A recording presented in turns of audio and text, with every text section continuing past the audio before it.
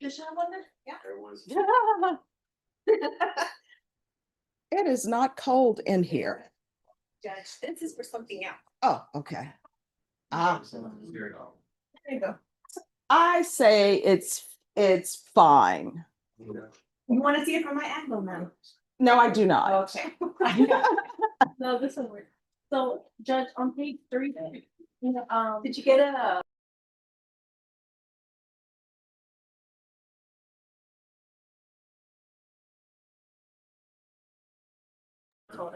All right, I understand about riding the Via bus. I didn't want him to come in and start yelling at him. Oh, I never yell at anyone. No, she doesn't. Yeah. She doesn't. Okay, Deputy Laura, you know what musical got stuck in my head this weekend? With that, Judge. Cats. Cats the musical. Know why it was stuck in my head? And then this weekend, you know what came up in my timeline?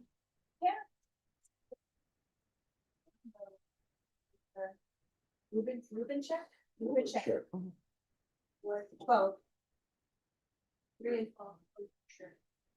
So, yeah, but no, that's not the one that was stuck in my head.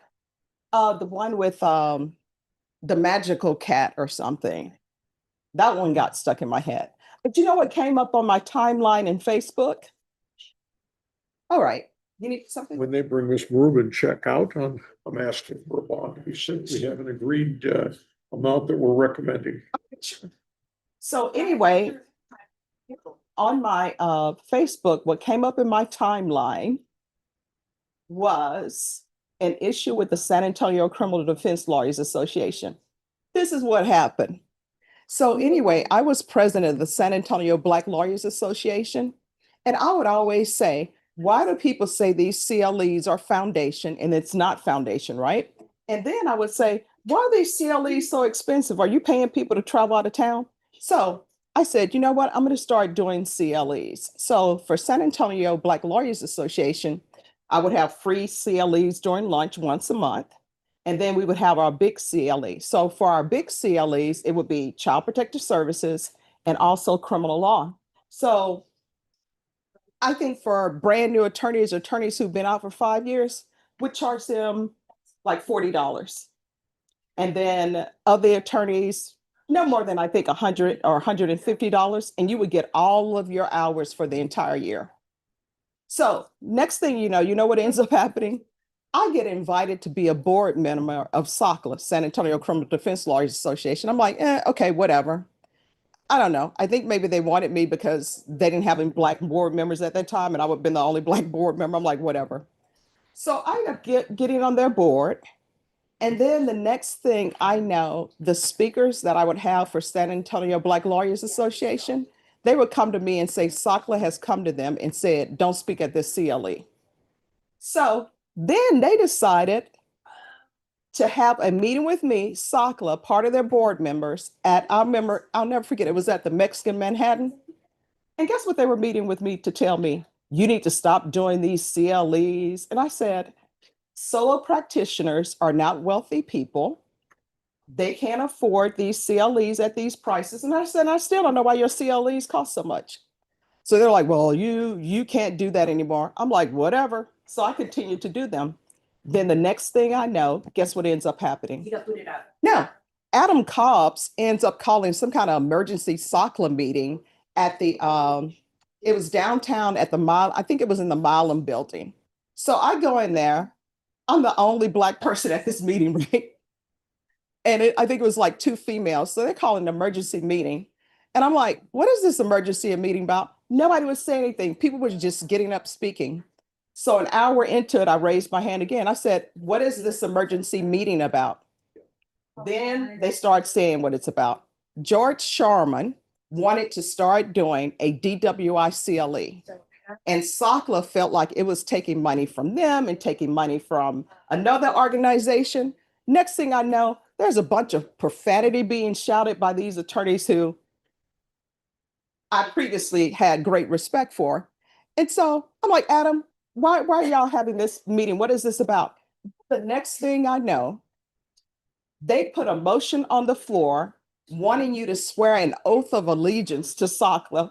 Like, has nobody ever heard of, read history? And so I said, yeah, Stephanie Boyd is not doing that. And then I sent in my letter of resignation because I'm like, I don't swear oaths to any organization. It'd be different if you've hired me and I'm doing a non-compete clause, but otherwise, absolutely not. So then they continued to keep me in their emails. And then guess what I discovered? When they have I think it's the Fiesta thing that they put on, they spend approximately $10,000 on alcohol. And attorneys have an issue with alcohol, right? And so I sent an email, and in the email I said, instead of spending $10,000 on alcohol, why don't you let the attorneys pay for their own alcohol? And you can do tea, water, whatever. And I said, you can set that money aside. And when you have an attorney who's sick, instead of them still having to work because solo practitioners don't get paid if they don't work, I said, how about helping them out financially? Ooh, I got so much backlash. And I was like, yeah, thank you. This organization is not what I thought it would be. So that came up on my timeline. Sad. And I'm like, and you know what here's the kicker about it. When we had COVID and they were not doing CLEs anywhere, and I knew solo practitioners didn't have money to pay for CLEs, I did a 3-day CLE to cover all of the hours that any attorney would need for free. The only thing I was saying, hey, if you want to donate to scholarships for students or this, you can do that. And some of the attorneys were donating to scholarships. And guess what? Every last one of those members, well, I wouldn't say everyone, a majority of the SOCLA people were on that Zoom getting their CLE for free. But I was like, hey. So that came up in my timeline. That is crazy. John, you're looking at me like, what? Yeah, that really happened. All right, I'm going to call the docket. When I call the docket, you need to stand and let me know you're here. Otherwise, I'm going to assume you're not here and a warrant may be issued for your arrest. Let's not start Monday that way. Perez is in custody. Dahar, custody. Is Mahan in custody or on bond? I think he's in federal. All right, we will see. Natalie Jean Garcia. Jonathan Lee Pomeratz, custody. Eric Mason, custody. Araya Yandel. Thank you.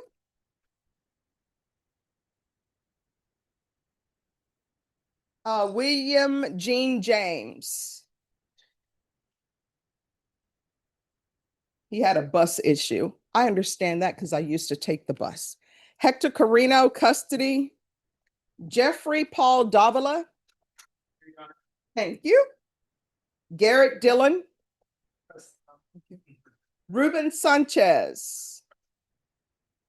Justin Lopez, custody. Roger Anthony, custody. Lisette Rodriguez. Thank you. Jeffrey Davila, I've already called you previously. Mike Solana, custody. Deshaun Jarman Lewis. Thank you. Valerie Campion. Is she in custody or on bond? She's in custody. She's not in very contract. All right, thank you. Jesse Garza, Hector Carino, Daryl King, custody. Dominic Smith, custody. Robert Perez, custody. Charlie Perkins, custody. Marina Fonseca. Marina Angel Fonseca. Johnny De La Rosa, calling in from Garza West. He'll be calling in shortly. Arnold Pena. Judge, that one's gonna have to get rescheduled. All righty. Jose Mesa, custody. Gabriel Rubincheck, custody. I'm sorry? Oh, sorry. Gabriella. Anyone who's present and your name was not called? Oh, sorry. What's your name? Natalie Garcia? Yes. She gone on the first page of the 3 guy. Second row now, or quarter. Thank you. All right, anyone else?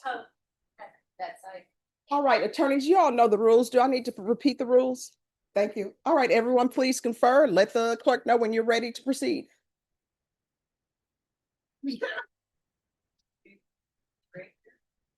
I felt very black and white today. Like something black.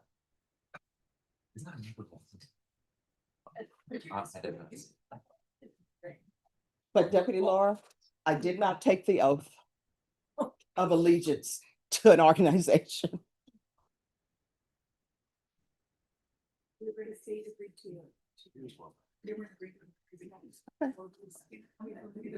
Yes. Okay, all right, thank you. On. Yes. I don't know. Sure. Off the So record, is it- I talked to Robert Nyla, he was a council. He said back in November, Okay, so basically. he asked to withdraw and said it was already granted. Yes, And that's all he knows. He said he's. And there it is right there. oh, no, he, said it wasn't granted on the order until like last week. Yes. yeah, because nobody gave me the order, but he'll be calling in. Have you had a chance to speak with him? Okay, so he'll be calling in, so that way we can let him know that you're his attorney and you're taking care of things. I don't have any, You don't, I mean, you what haven't, basis to extend the 30 days? yes, I mean, yes, I do. If you grant it, then it's okay then. Yes, yes. Thank you, Your Honor. Because you're- Give it back. Thank you.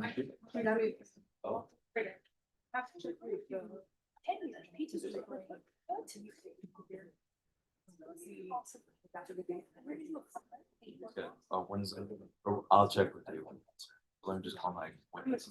The 27th to the 20th. Would you go on successful? Obviously, it's Sunday. Okay. Cindy, on page 11, Johnny De La Rosa, were you the court reporter on that case? When was the day that it was heard? I have no idea. Yeah, I have to look up. Let me see if I can find it. Yeah, we should be there. I literally, there was tons of us.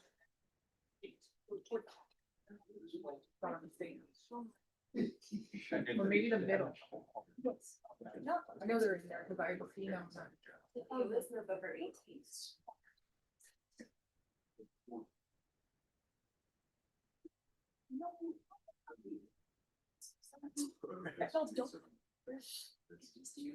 It's gonna be on backup hard drive. Let me go grab that. So he's supposed to be zooming in. We're gonna find out if he still wants to do his appeal.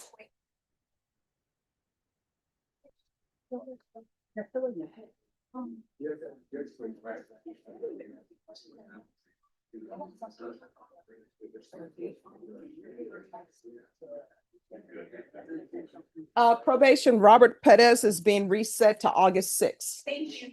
Yes, sir.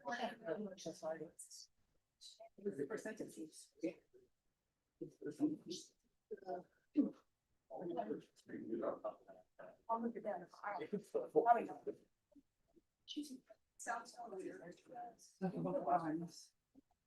All right, and once Gabriella Rubencheck is brought up, we'll take that matter up.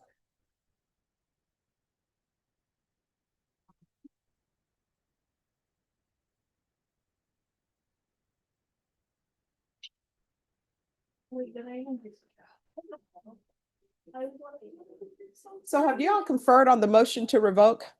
Not on the bond, but on the motion itself? Gabriella Rubencheck. We haven't conferred just yet, but. On the.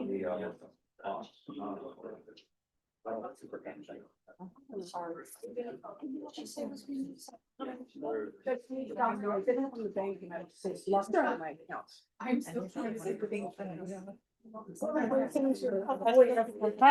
I'm sorry, was it Dominic Dayton Smith that was reset? Uh, you just told me? No, it's Robert Pettis. On page 9. Robert Pettis, PSI? Yeah, yes, he has a PSI and also I think he has a motion to revoke or something. Okay, that gentleman just came and asked me for the PSI on. Not on Robert Pettis, Okay, when was he reset to? August 6th. Yes.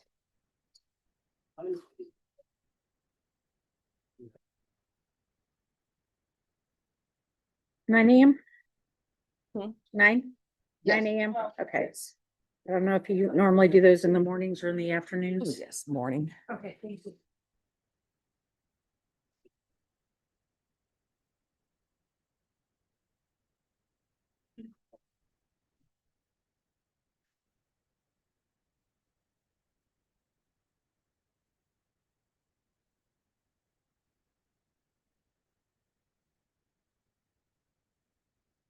Okay, Deputy Laura. Explain to me how Alamo Ranch, they're gonna do a 6-lane roadway, but there are some parts in San Antonio that don't even have a sidewalk. And no potholes. I bet you those are places where people don't vote. Yes, ma'am.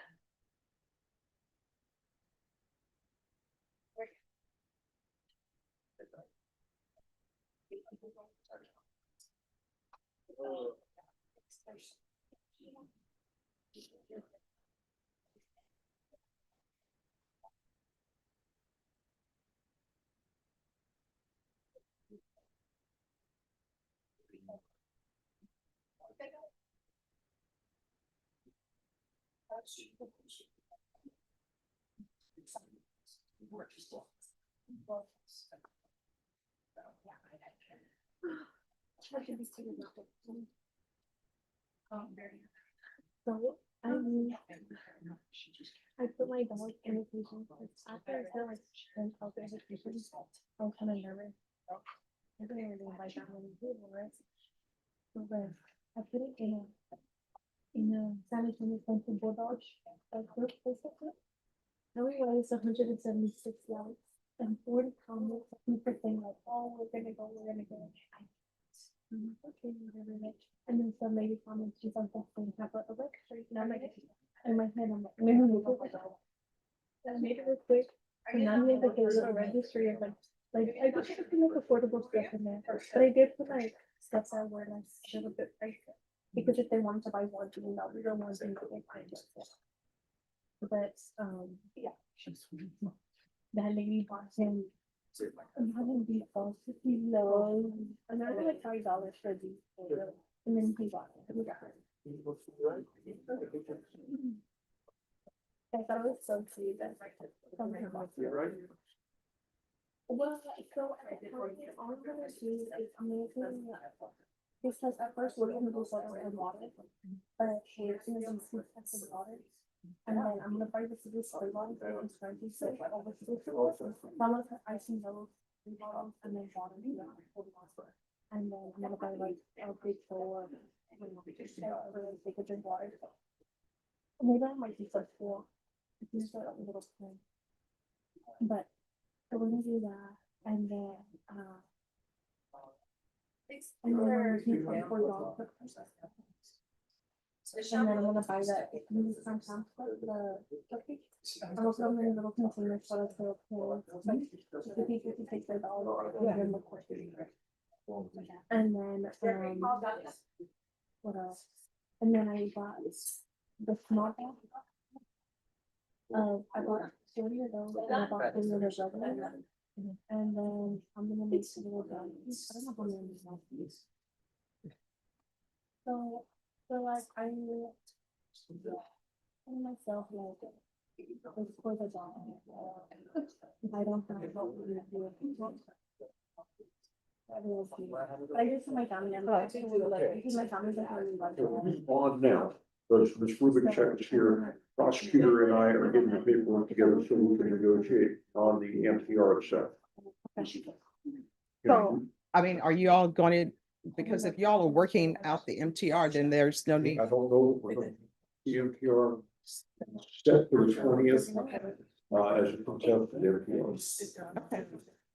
All right, so did y'all want to wait and negotiate with that and then do the bond? I want to do the bond now, so I've got these set done, and then he and I will make an earnest effort. All right, Cindy, are you ready?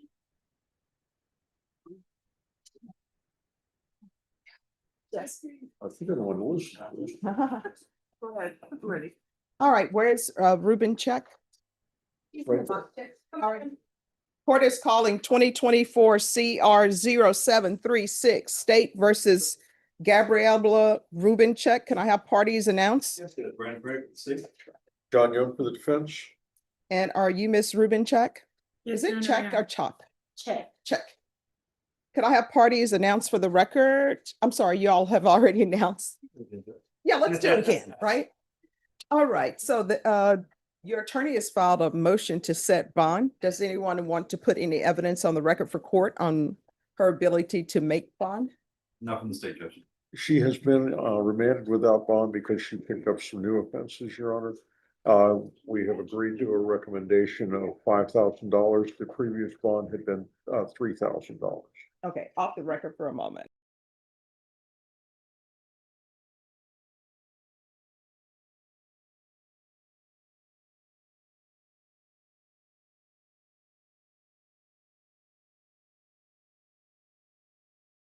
Thank you.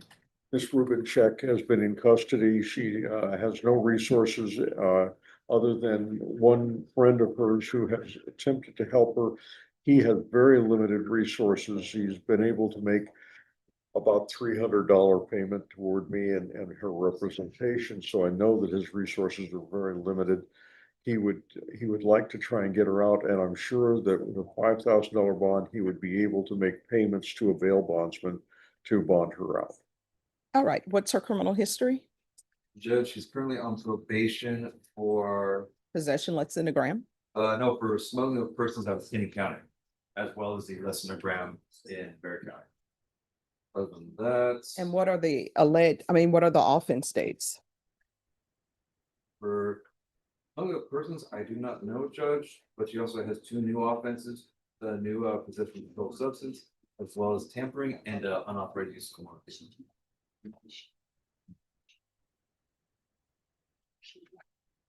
Shouldn't you all? Does anyone know the date of the smuggling of persons? I don't. All right, thank you.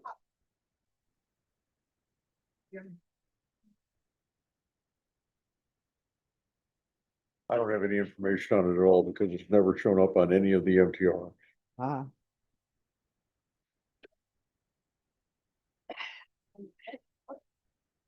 Judge, it appears it was April 22nd of 2022, ah, according to the transfer paperwork we have from the other county. all right, thank you. That helps me.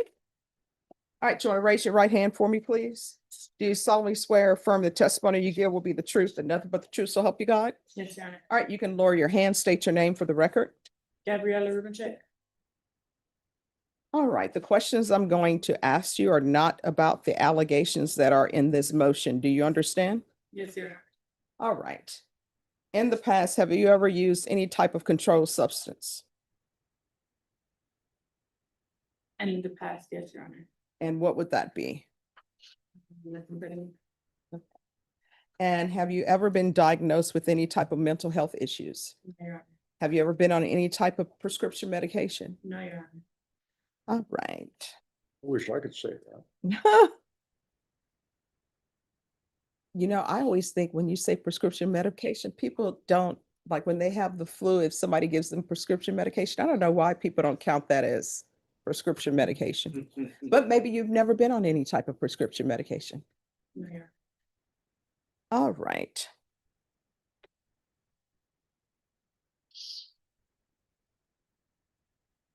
All right, this is the bond will be set at $5,000. There's going to be regular UAs, waive fees. And Ms. Ferguson, Give her a reset form for August 20th, because that's when her contested hearing is. And there will be no further resets on that contested hearing. All right, thank you. Thank you. Thank you, You're Your Honor. welcome. This is Ferguson there. He is not.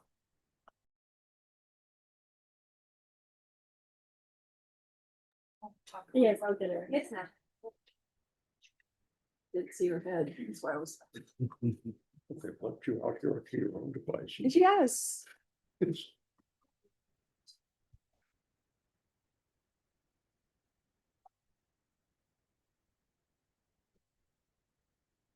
Then they'll give you a copy of this.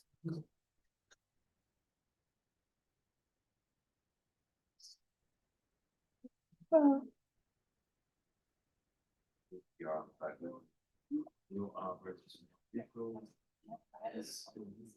The new versus.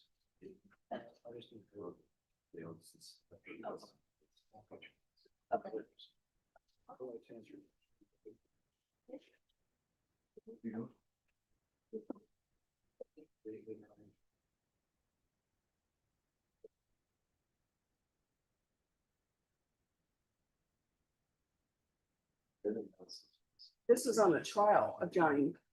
Yes. Okay. Yeah, I took that. Okay, well, if he decides that he is going to want his appeal, then you have to start preparing it. Okay. We're gonna find out today at 9:30 because he's supposed to be zooming in. Yeah, this is just the date of the verdict, so.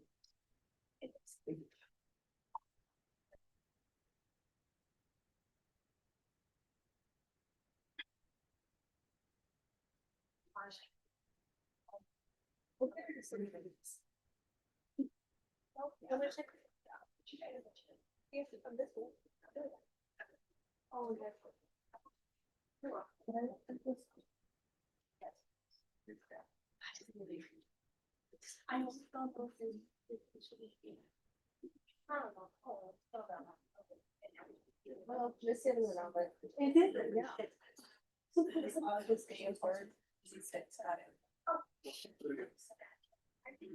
You know what, whatever. As long as she's serious.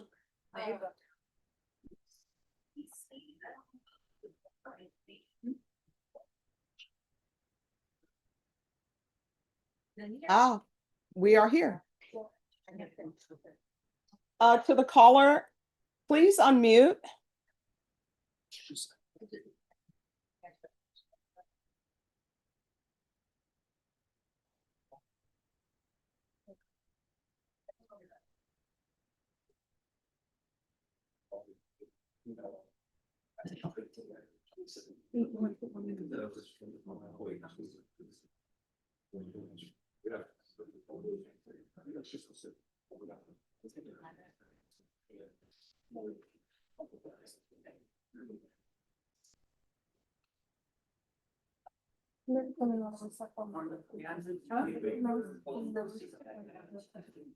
That's what it was. Look. You told me how many days you'll cut on that.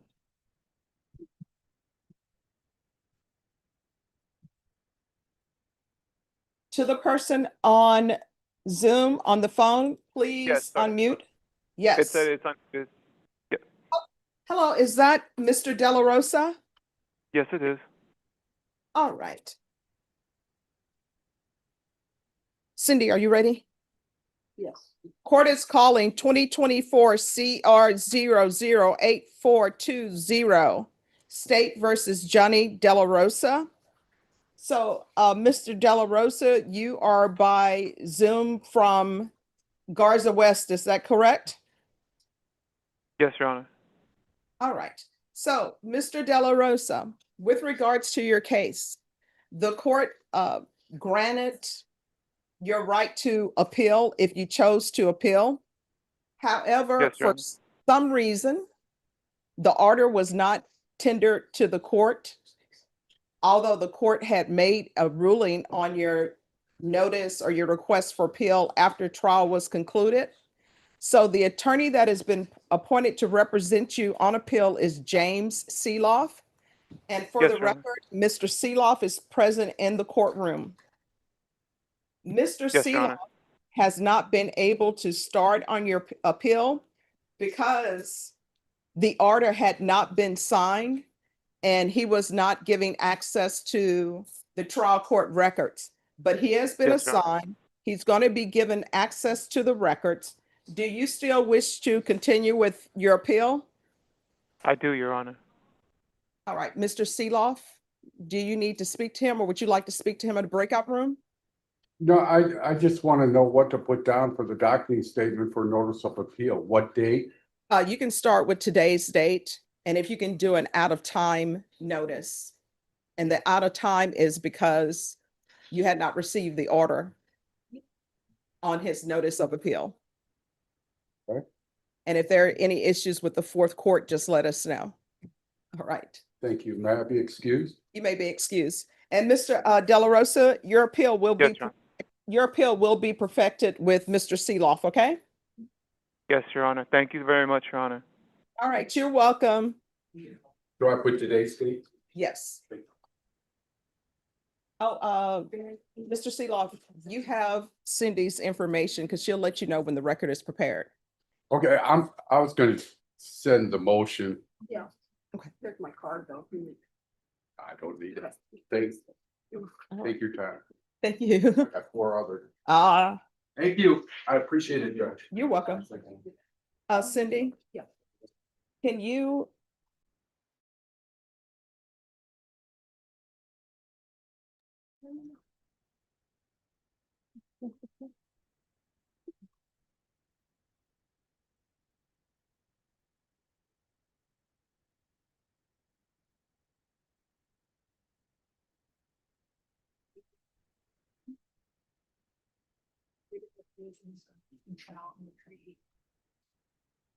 Okay.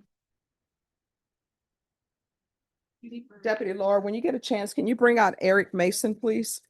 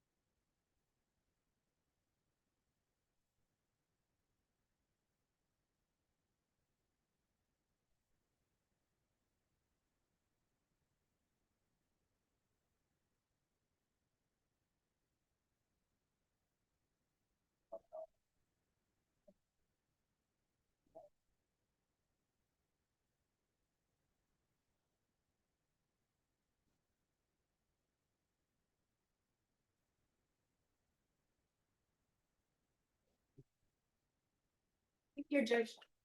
All right. Mr. Mason? Yes. Your attorney is currently in a jury trial in another court, so of course they cannot be here. So what I'm going to do is I'm going to recall you for next week.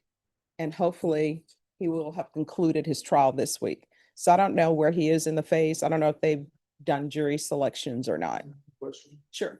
is there any, is there a motion to back out of the pedo, I'm sorry, what? the pedo I signed? Can I back out of that? Back out of what? The pedo, Plea deal. Ah, okay. Alright. So did you enter a plea in this case? yes, ma'am, I don't know why I did, Well, no. So here's the thing. That's something you'll need to speak to with your attorney. okay, And I will hear it. And there are only a few legal grounds for filing a motion to withdraw a plea. So, yes, we'll be back next week. Norma, recall this for Monday. Yes, sir. And if your attorney is available sooner than then, he will let us know. thank you. You're welcome. Have a good day. You should- Rubicek?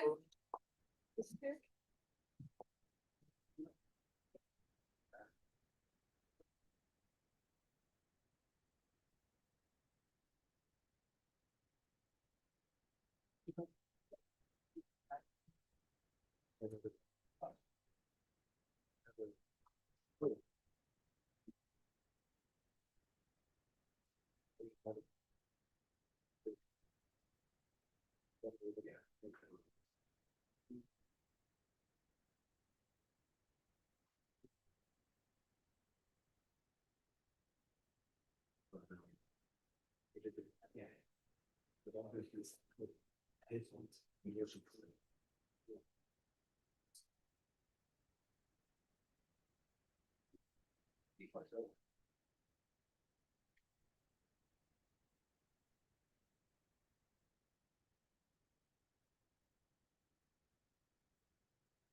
would I call today? Trying to think.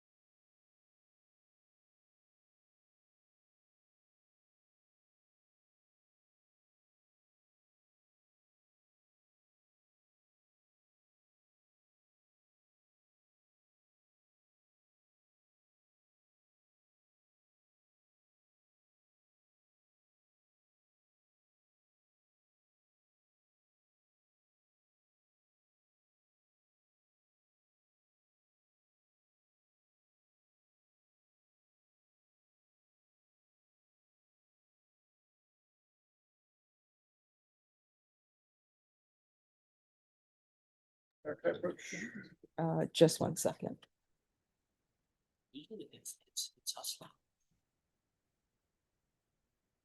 All right. Who's next? Page 1, 3 down, Fran. Brian Mahan? Yes. Hi, Judge. Good morning. Good morning. Mr. Mahan, is in federal custody. Mhm. He's expected to be released on the 8th. Okay. The 8th of this August. month? Yes, Your Honor. All right. Norma, Yes, sir. on this case, since he's expected to be released on the 8th, make sure that he is brought to court on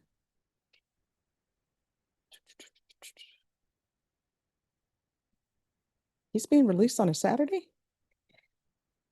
That's what it says. All right, Norma, then have him on the docket for August 10th. All right, we'll see you back on August 10th. Judge, Thank you. And let me see, why is an Odyssey opening?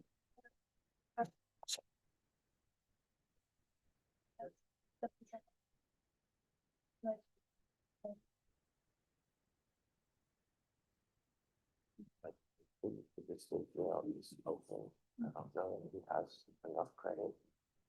By two. Then on the other case, the cap of 5 on a $33. You look at it for privacy and all that. Someone else ahead of me, but on the PSI for Perkins, can you, with Lauren's permission, I was able to get her permission to show you this photograph. Sure, just sit him here. Family photos, free to look at. Okay, just give me a minute. It's hard because you can't just. It's not a website you can go to that says how much time in jail he has. I'll tell his mom, Okay. like to tell him. Some days. Yeah, that'll work. Thank you.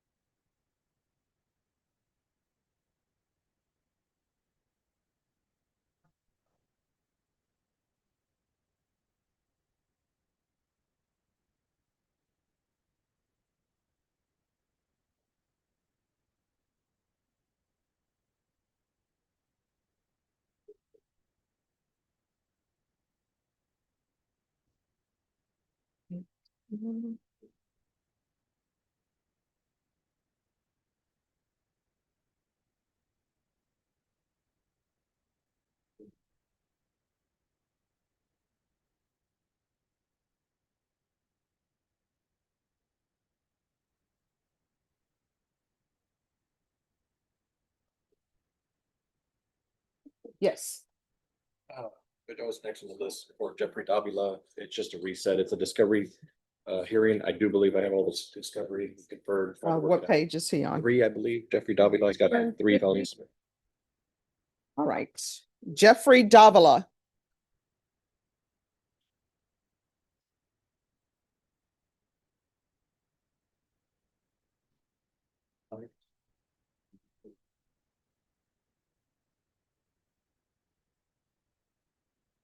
All right, today is the plea deadline date. Where are we? Is this going to be a jury trial? We conferred, Judge. We did not reach an agreement. All right, Norma, I need this set for a jury trial. Yes. You can put it on August 17th. Yes. Thank you, Judge. Thank you. Once you sign the reset form, you will be excused. Thank you.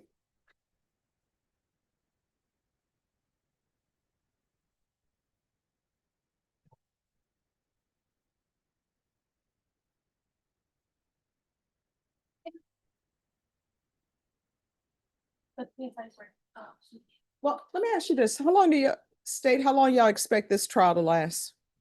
Judge, it's probably gonna be about 3 days. Okay. Are y'all ready this week?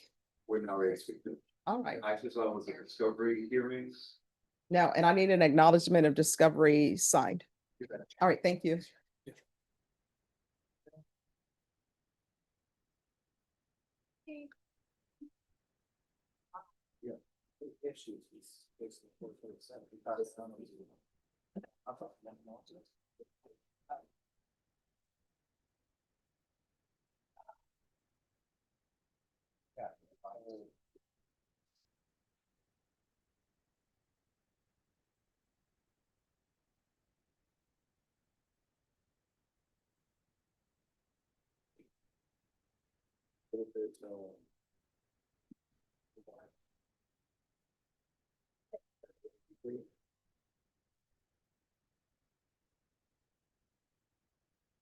And state that's acknowledgement of discovery in 3 cases.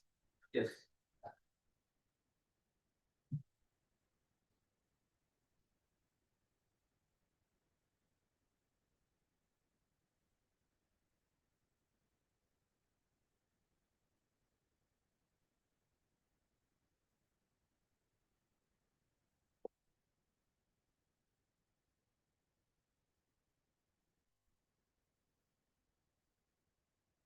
I sent it, Judge. All right, thank you.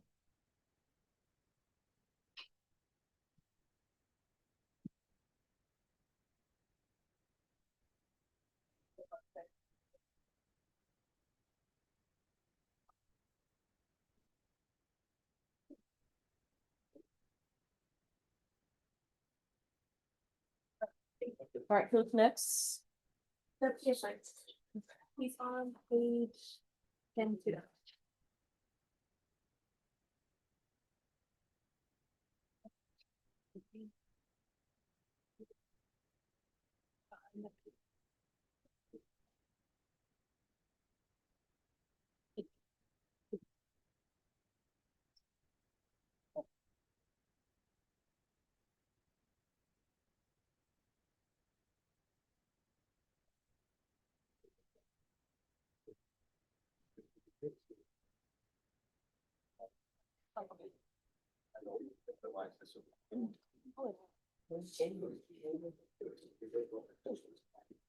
Thank you.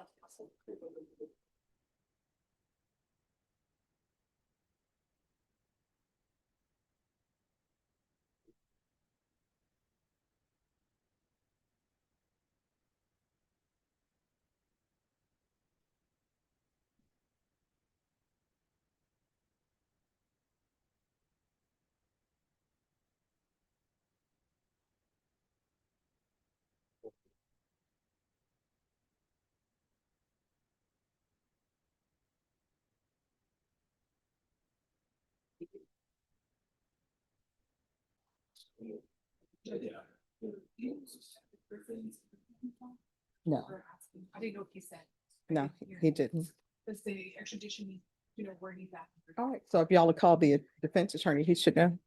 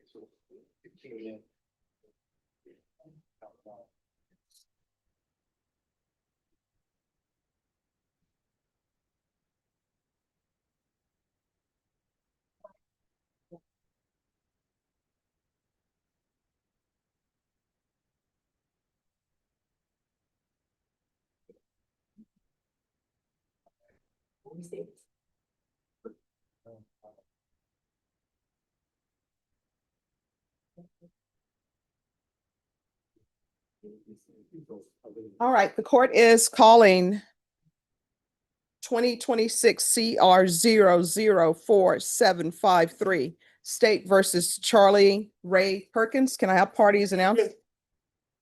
Lawrence, number 8. Joseph States and defense attorney. All right, and are you Mr. Perkins? We're here today for sentencing. And counsel, here you are. Thank you, Judge. According to your plea bargain agreement,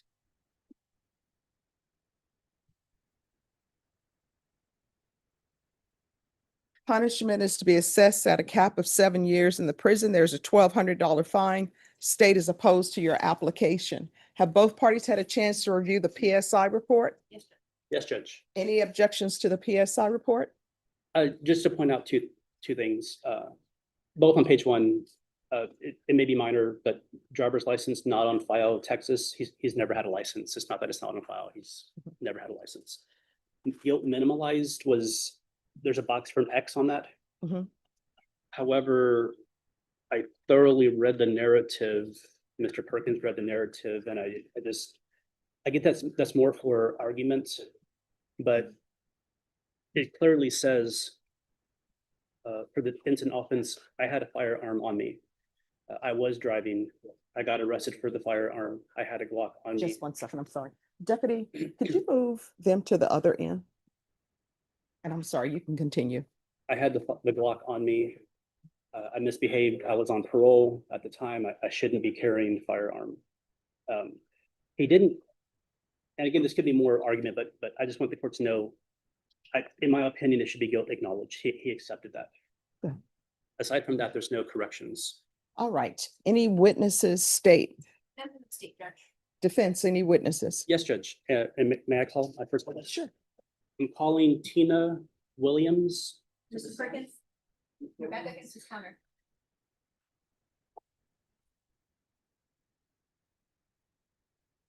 And by the microphone.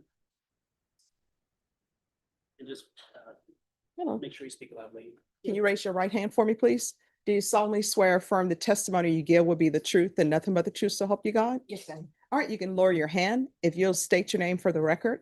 Tina. All right, just make sure you keep your voice up so I can hear and the court reporter can hear. Yes. All right, defense, you may proceed. What is your relationship to Charlie Perkins? I'm his mother. And it's safe to say that you know about his life. You raised him, Yes, right? And he has a son. yes, he does. Is this picture sticky? Sorry. Picture of Charlie and his son? Yes, it is.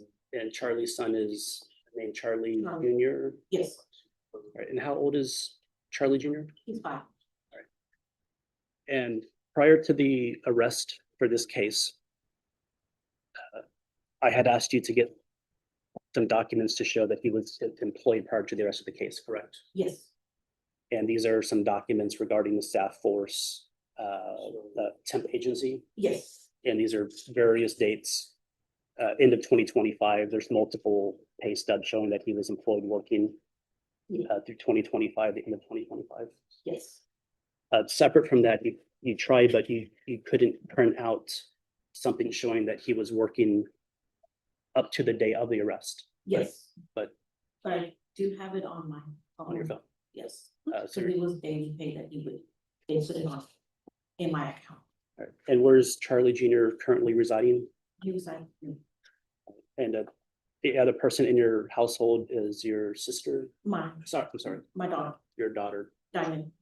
Charlie's sister. Yes. All right. And you have nothing to do with this case. Mhm. The facts of the case, you don't know anything about this case, the car, the firearm. You weren't there, I wasn't there. No. right? Is there anything you want this judge to know about Charlie? He's, since he's been out, he's taking care of his son. He's been trying to do the right thing to take care of him, be a good citizen. Working, And you know that your son has prior criminal cases. yes, That the vast majority of them are juvenile cases. yes, As an adult, he only went to prison for one case. yes. How old was he when he went to prison? I want to say it was about 18, I Alright. believe, 18 or 19. All right. I passed the witness. State. Just a few questions. So you stated that Mr. Perkins resides with you, correct? Yes, ma'am. And is your daughter an adult or is she a junior? An adult, She's an adult, okay, and how long has Charlie been? all of his life, besides the time he was in prison. Okay, so in living with you, do you own a firearm in your home? No, ma'am. Did you know Mr. Perkins to own a firearm prior to this offense? No, ma'am. And you told defense counsel you were aware of his prior history, correct? Yes, ma'am. Were you aware that he was arrested for an unlawful carry of a weapon in July of 2021? Yes, I did also. You know how he got that firearm? No, ma'am, I don't. Do you know how he got the firearm in the instant case? No, ma'am. So you didn't have any knowledge that he possessed or owned a firearm? No, Okay, I had never seen one in my house either. okay. And so on these offense dates, do you know where Charlie Perkins Jr. was? He was with me. Okay. And you told the court also that Mr. Perkins was trying to do right. Is that a fair statement to say? Yes, ma'am. Okay, and this involves driving, correct, to do his job? Yes, ma'am. But you know Mr. Perkins did not have a license then, right? Yes, ma'am. And he's never had one? No. But he's you never know had- him to operate a motor vehicle still? Yes, And you know that's violation of the law, correct? I did not. No further questions. Any other questions? Ms. Perkins, does somebody have to have a license to drive a vehicle? In the sense of, a vehicle is still safe from the manufacturer. It has tires, the engine runs, correct? Yes. A license,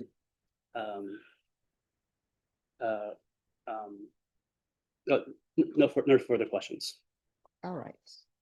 I have a, Wow, I think the phone is ringing. I have questions if there are no objections. none from me. All right. So here's the thing. The information that you've given me, it's surface level information, right? It's his criminal history. It's the driving without a license. I mean, we know we have to have a license before we get behind the wheel of the car. We know we're supposed to have insurance. Some people drive without a license. Some people drive without insurance. We all know this.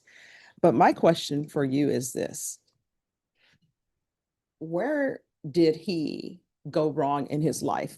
Like why is he at 18 years old committing a robbery? Because I think that's what he went to prison for. Why is he doing that at 18 years old? Did he graduate from high school? No, Yeah. Did he get his GED? he's working on it. All right. So my question is like, why didn't he graduate from high school? Where was his family? Did nobody tell him, hey, you need to be in school? Did he drop out of school? Why did he drop out of school? What's going on?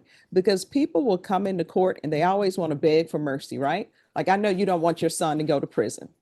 And what I can tell you is there is nothing that you can tell me that will be wrong unless it's not the truth, right? You know, your testimony to me is not going to be like, aha, she said this, so he's going to prison. I'm trying to wade through everything so I can make an appropriate decision on what is appropriate in this case. Should he go to prison? Should he not go to prison? So why did he turn out the way he is? Like, why is somebody not in high school? Why is he 18 years old and committing a robbery? This is the information I want to know, because then maybe I'll understand why is he on parole, which I'm assuming he was on parole from the robbery, and then he's driving around with a gun that obviously he knew he was not supposed to have, because the state just received testimony that he had an unlawfully carrying of a weapon before. And what I can tell you in the stipulated evidence, there was more going on than just the police pulling him over. It started with the legal tint on windows. Then it turns into he's not really pulling over. Then it turns into marijuana smell in the car and somebody spraying, you know, air freshener or something to get rid of marijuana, which somebody who knows of this has just, you know, informed me that you can't spray Lysol to cover up marijuana because you're just going to smell marijuana and Lysol. So all of that was happening on this day. So why is he 18 years old committing a robbery? And I say committing a robbery because he pled to it. And why is he not in high school? Why are we here? You know what I mean? Do you understand what I'm saying? Yes, ma'am. So that's the information I need. This whole thing about he has a child he needs to take care of, I think you and I know the people who've been doing the heavy lifting of taking care of his child has been you. So that's what I want to know.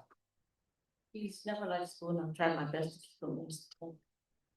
Is all I can So you say. said he never liked school? School was always hard for him. All right, and hard why? What do you mean?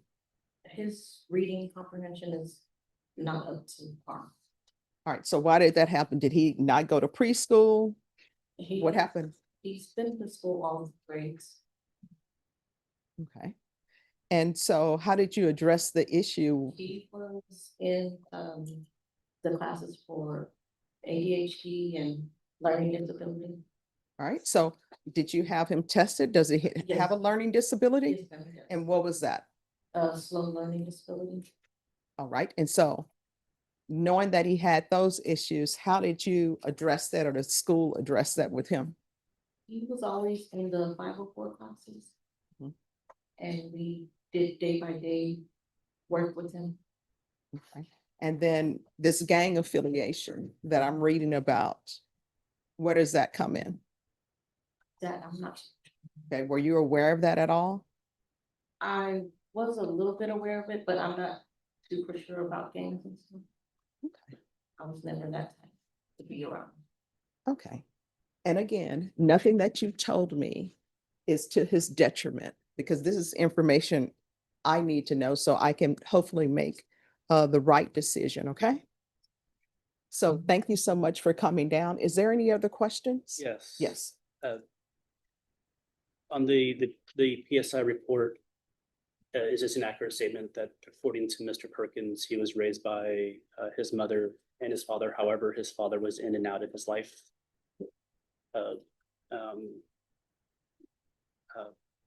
Do you think that his father in and out of his life had an effect on his education, his schooling, his upbringing?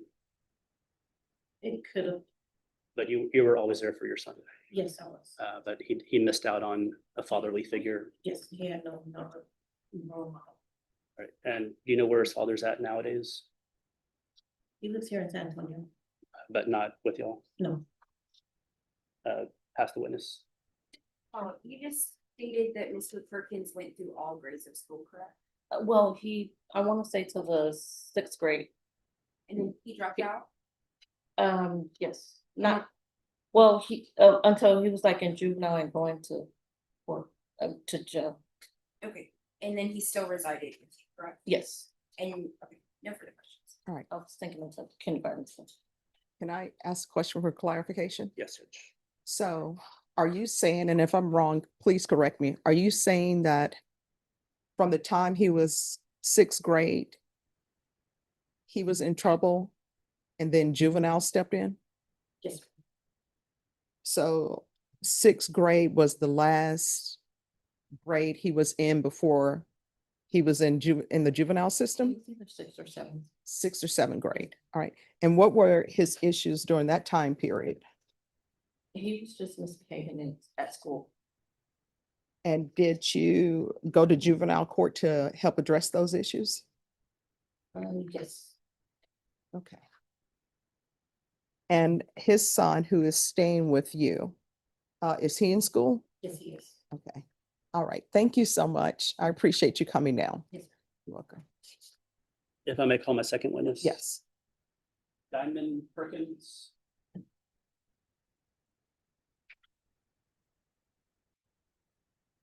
All right. Can you raise your right hand? Do you solemnly swear or affirm the testimony you give will be the truth and nothing but the truth, so help you God? Yes, sir. All right. You can lower your hand, state your name for the record. Diamond Perkins? All right. Just make sure you keep your voice up so I can hear and the court reporter can hear. Okay. All right. Defense. What is your relationship to Mr. Perkins? Brother. I know it's an obvious question, but just for the record. And you understand that you were here listening to all the testimony before with your mother. Yes, I guess. All right. But you're not part of this case at all. No, not at all. You understand that Charlie's looking at up to 7 years prison. Yes. And just to distinctly clarify from your mother's testimony to what you're about to testify, Charlie Jr., you were in care of Charlie Jr. prior to your mother being in care, correct? Yes, so, well, So you moved into your mother's house recently. today I am living here. Okay, so prior to today, Charlie Jr. has been with you somewhere else. My own apartment. Okay. And if Mr. Perkin gets released, does he plan on moving in with you and your mom? Yes, but we're trying to, if he gets released, I'm trying to move somewhere else so that way he can, cause he helps me with my 2 kids as well. So I was trying to move so that way he can be stable, because he gets around his group of friends and he doesn't know. He has too many peers around him to where he cannot function and like focus on what he really needs to get done. So, He needs to be in a better neighborhood. yes. And- Better city, something. And He to needs to not, get away from it. I will start there. is there anything you want this judge to know about your brother?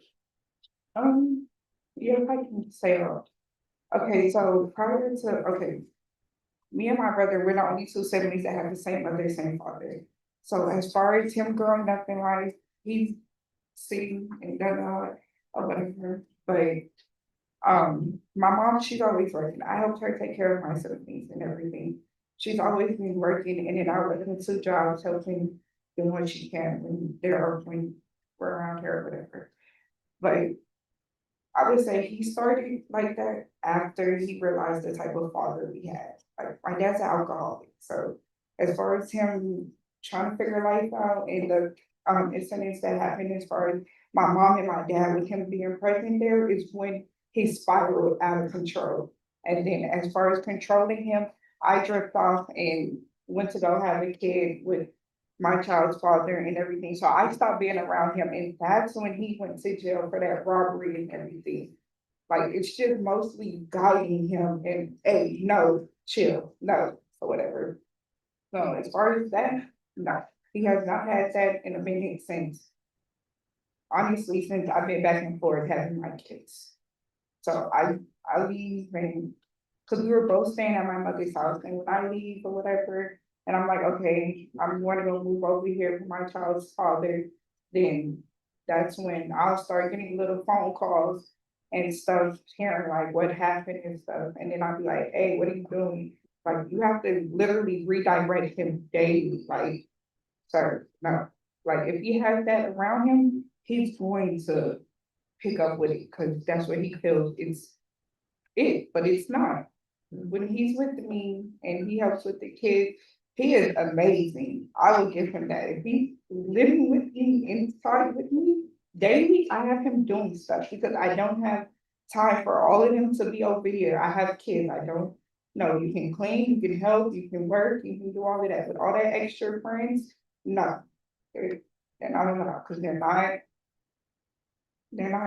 the best Appropriate. people to partake in and everything. But I will say, when he's away from them, he does better. Like, if you have to, like, honestly force him to do it, he's going to. Like, it's not too much of he's the worst person in the world. He's not, don't get me wrong. He has prior convictions and everything, but he still needs a lot of growing as well. I will say this last time that he did just get out, he hasn't done better. He was like, oh, I'm not going with them this time. Oh, I'm not going with them and stuff. Like, he will sit up there and start taking control of his life. He did start taking control over it and stop letting them call him and be like, hey, what you doing? And everything. I will say that. No further questions. All right, state. Yes, very good. Who is older, you or Mr. Perkins? You, how much older are you? I'm 27 and he's 24, 25. And you stated that you are moving in with your mom, but if Mr. Perkins gets probation, y'all will both move out together, is that? Yes, Okay. I'm trying to at least better him, so that way he can do what he needs to do, because I have his child. And it's not even just his child, he takes care of his stepdaughter, he takes care of his son, and my kids. They all have Okay, a bond. I'm gonna break it down a little. So Charlie Junior is 5, correct? Yes. And how old are the stepchildren? So today's August, so she'll be 7, August 24th. And then your child, how old? Mine's 8 and 3 and 4. And are those nieces and nephews or? Yes. You said 8 and 3? Yeah, 84. I'm sorry, 4. And do you work full-time? Me, yes, I'm hearing that now. So not full-time, but you do have Yeah, employment? yes. Okay, and when you are at work, who watches the kids? I work during school hours. If I have to work outside of school hours, they will either go with my mother, or if he's home, then that's who, he does help me with my kids, he does. And you realize that probation requires a lot of personal responsibility on the person. Sure, yes. Okay, and that he's gonna have to step up and do the things he needs to do, right? Yes. Constant guidance. Yes. And you also realize as his sister, although you want to The- guide him and do right by him, It's he's gonna still have up- to make the choice, right? Yes, yes. Okay, so how can you assure this court that Mr. Perkins is gonna do what he needs to do to be successful? Because he hasn't in the past. I know, and that's the problem. We have not fully moved in together. Like, he's always been at my mom's, and I've always been going and having my kids. But as far as assuring him, is the fact that I know, because he knows his kids and he knows my kids. He knows what I allow, what I don't allow. So as far as all of that, he knows I'm very secure with my kids. I don't allow any of that around my kids, because at the end of the day, my kids are in my care. My kids are in jeopardy of your stuff. So Okay, and then do you view your brother as a good role model for Charlie Junior?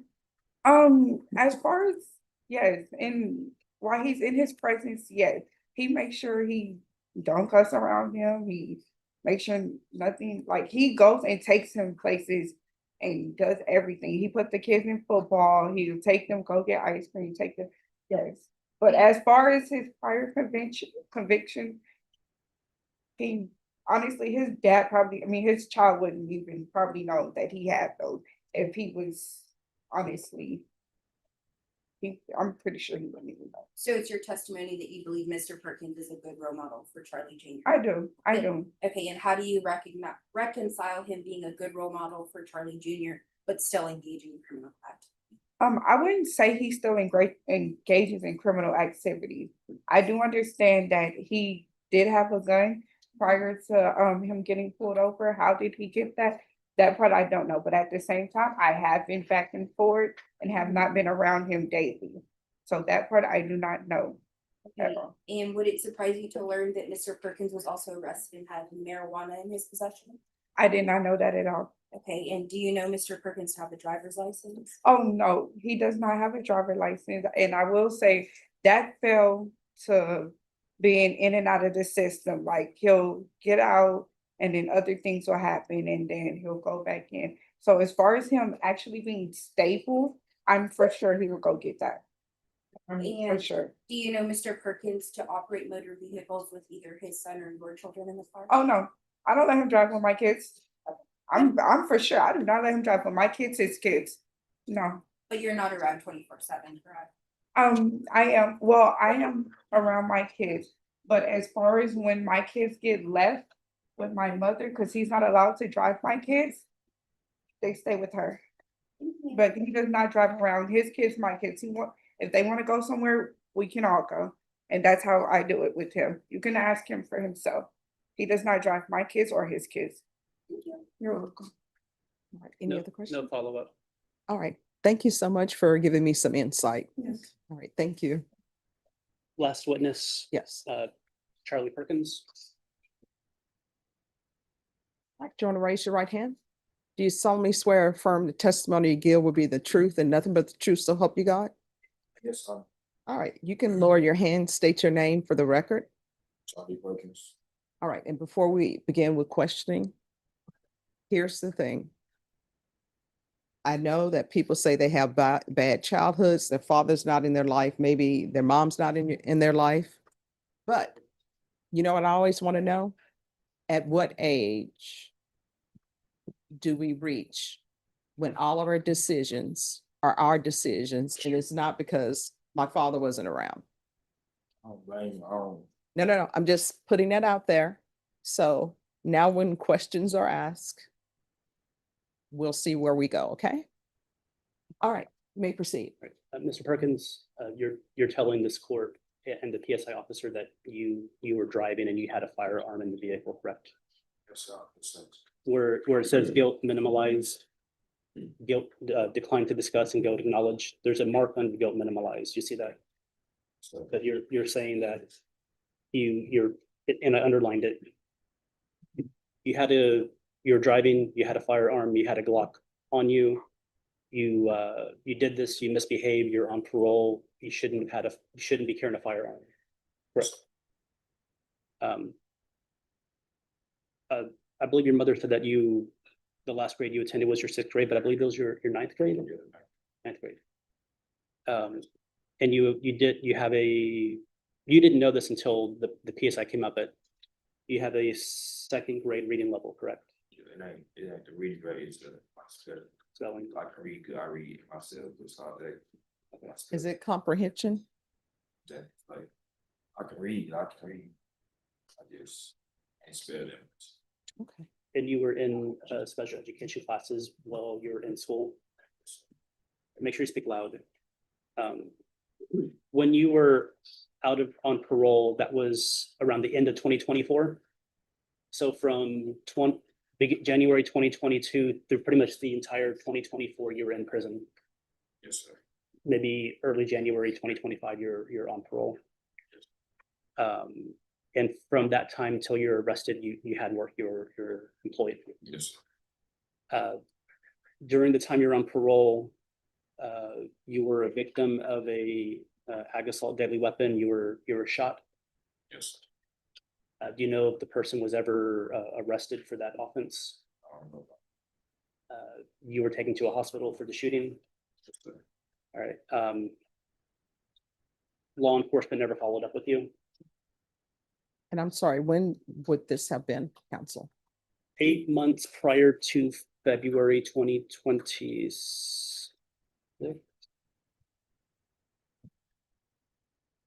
About 8 months prior to February 2026. Thank you. And you know that as a convicted felon, you cannot possess firearms. Yes, sir. On parole, you cannot possess firearms. Yes, sir. On probation, you cannot possess firearms. Yes, sir. Even if you had waited out the parole or discharge, there's a 5-year period where you still cannot possess firearms. You understand that? Yes, sir. The area you're at where you're shot, the area where you associate with, you don't want your son growing up and being around the same area as you, correct? Yes. You want your son to have a better life than you.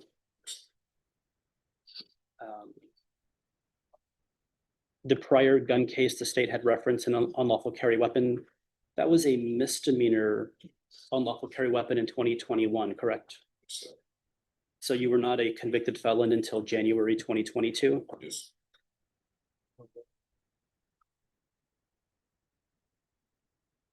You understand the judge can sentence you up to anywhere from 2 years to 7 years prison? Yes. You're asking the judge to give you probation? Yes. Yes. Is there anything you want to tell the judge in asking her for considering probation? Yes, I know I was on parole. I wasn't scared to carry a gun. It wasn't an accident. I did it. I was just misbehaving.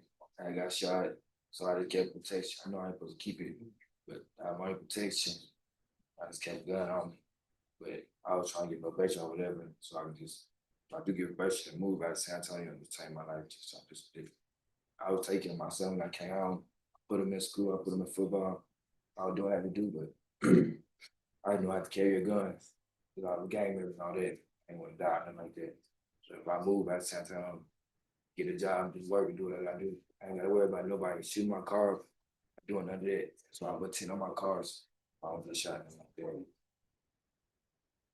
And I believe in the PSI, there is some mention that you haven't been associated with the gang since 2020. All right. I pass the witness. Right, state. Yes, Judge, just briefly. Mr. Perkins, on the offense date, why did it take you so long? Or I guess not so long. Why were you leaving and didn't immediately pull over? I pulled out to the road place, cause I was already down the street from where I was going to, so I put up right there, and I was gonna pull up right there. Okay, and then when the officer approached, the report states that he smelled air freshener. Do you remember reading that, Mr. Beecham? Yes, Did you spray air freshener? I just I always kept my car clean, cause I know I carry the gun, so I'm like, I'm gonna keep it clean. I don't spray the weed, I ain't spraying the air freshener, I ain't doing nothing like that. I ain't spraying, they say I spray something, but I ain't spraying that. Okay, and were you able to detect the scent of marijuana yourself in the vehicle? No, Okay, and were you surprised, I guess, when the officer did find marijuana in the car? yeah, but it was like less than the ground. I be having people in my car, so it less than the ground. It was like less than the ground. So is it your testimony that wasn't the marijuana in your possession was not yours? It was like less than the ground, like on the floor and stuff. You just scraped it up. You know, it was like that. It wasn't like bags of weed or nothing like that in my car. Okay, and whose car was that? It was a mine's in my name. Okay, and how did you get that vehicle? I was working, had a job. I was saving my money. I had bought me a car. They sent me a car with no license. Bought me a car. I needed to get to work and stuff. Okay, so even though you know you don't possess a license, you thought the best decision was to get a car so you could get to work. Is that fair? Yeah, I got insurance, but I was trying to get my license, but I just never went around to it. I was too busy working and stuff. Okay, and how did you get the firearm on the instant offense day? I had got it. I was riding. I always kept going on to my protection. Yeah, but my After I got question is, strapped. how did you get it? I had got it. I bought it. Like spent some of my money. I check money and stuff like that. Who did you buy it from? I don't really know like that. Okay, so you remember in the stipulations, right, when the officer ran the gun, it was returned to be stolen? So you, I didn't steal it or nothing like that. so you I didn't. purchased a gun from someone and you didn't know the whereabouts, is that fair to say? It's not. Okay, and on direct, you testified that you know you're not supposed to possess a firearm, correct? It's not.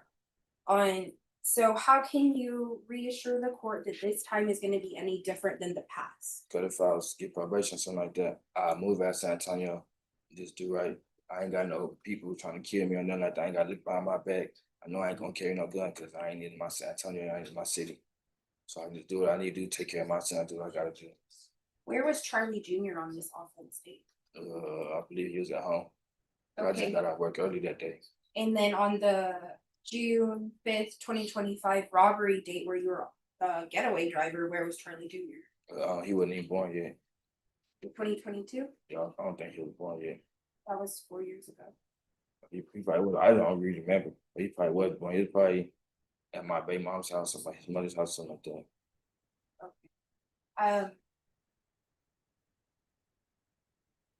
No further. Any other questions?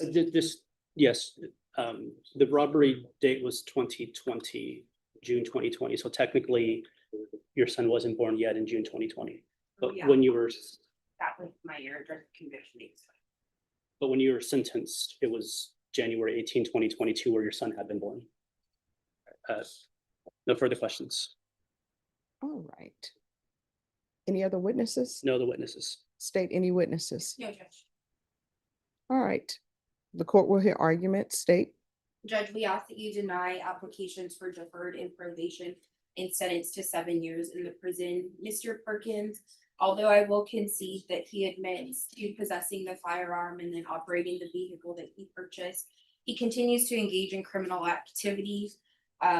I don't think he would be a good candidate for probation because he's his mom and his sister, and he even states that he intends to reside with people that he has been with when he gets into his prior, or when he got into his prior incidences of crime. So I don't think that's a good environment for him, and I don't think that he will be successful. He does have a prior MTR, and he was ultimately revoked because he pled true to the #1 UCW. And although that UCW date occurred prior to him being convicted on the robbery, he's still possessing guns. That's the issue. So boiling it down, Judge, I know he's aware that he's not supposed to possess these guns, but he continues to violate rules, and I just don't think he's going to be a good candidate. All right, defense. Judge, the priors that he's had as an adult is one conviction. He has a lot of juvenile cases that I would hope that you wouldn't use a juvenile against him. The juvenile cases appears to all be misdemeanors. I know that robbery is a serious felony. He has about 4 months left on parole. He has a parole hold. He can't get out. He never got a GED. He has a second grade reading, writing skills level. There was mention of a ISF, cognitive behavior, MRT. He's willing to go inpatient, and I would like it if you could order him to get a GED also, improve his job skills. He knows that he can't have a gun. He can't have a gun for protection. He doesn't want his son to be in the same area and neighborhood that he grew up. He wants to take his son and go outside San Antonio. The only investigation, to my knowledge, that happened with him being shot was the law enforcement seized his phone to see if there's any information that they can get from a phone, but they never gave him back the phone. There's been no follow-up where he was shot.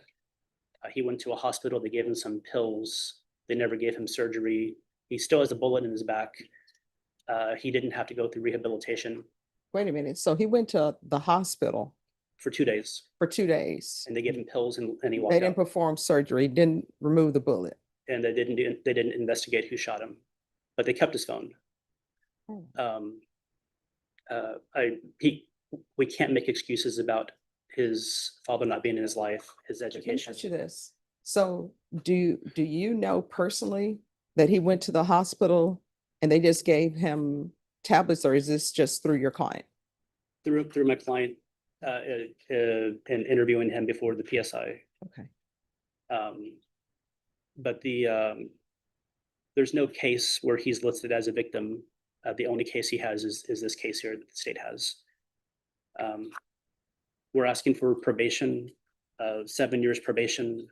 I think a structured environment would So help is him. there any proof that he filed a report and was shot? I wouldn't do that, Judge, unless I charge as a P. This is the first time I've heard of this. I was on the news when I got shot.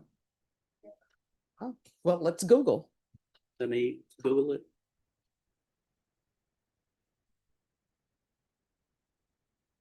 And was that before this offense?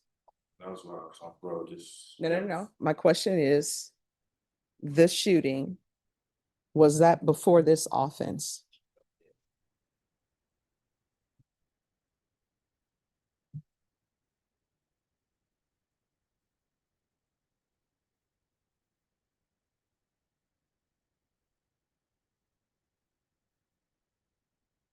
All right, if you all want to step back and see if you all can find that, and then, Yes, Judge. and who knows? Maybe the state may decide something else. I don't know. Have a seat. All right, who's next? Anyone else ready? Yes, Nick on page 9 to down. Smith? Adrian, they just stepped out. That's true. David stepped out. All right, Okay. who's next? Page 1 to down. Dahar? Dahir, yes. Dahir. He's in custody. Marianne Dahir. Oh, no, good job. Sorry, that's okay. Sorry, that was. No, that's okay. I did leave and I came back, to be fair. All right, so what is the update on this? Yes, Your Honor. So she was incompetent, then found competent. We had a setting at the last court date and we had not gotten an offer yet. My understanding was the state was trying to reach out to CW and just different things like that. We did get an offer today, Judge, but we would like to reset it for 2 weeks for me to talk to the client a little bit more and to see if the state can actually get a hold of their complaining witness prior to taking a plea on the case. Now, there are 2 cases, Judge. There's one with family violence, one with CTD. But I think the more pressing case is going to be the family violence case, deciding, with the state being able to make contact with their complaining witness or not. I do believe that I have all the discovery in both cases.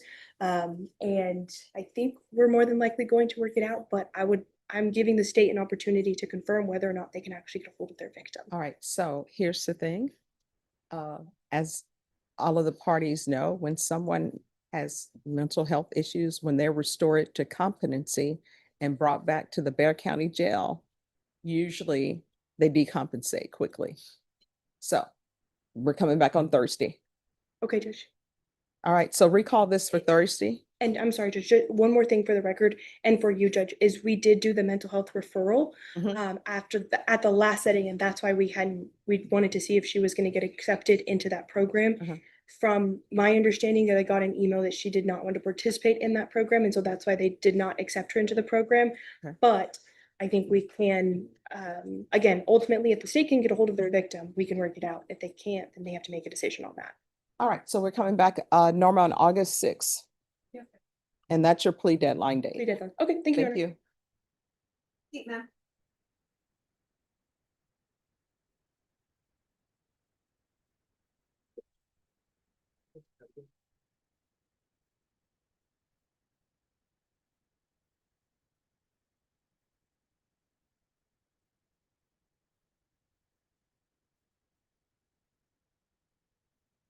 All right, anyone else ready?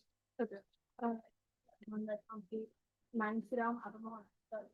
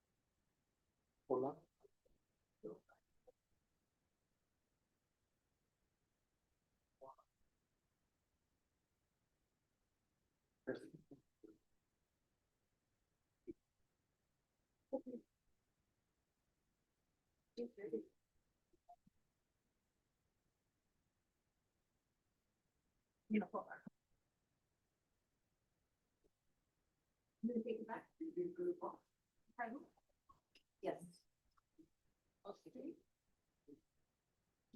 I don't know about that yet. Before I do. Okay, so All right, Norma. On Yandell, do you have the update on the sanity evaluation? you can check. Right.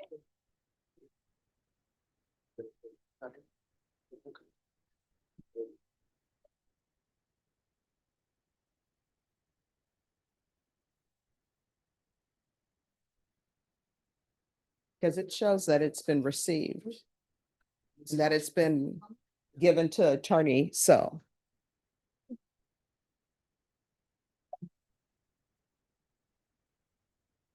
William James. All right, if you're William James, you need to be on the second row.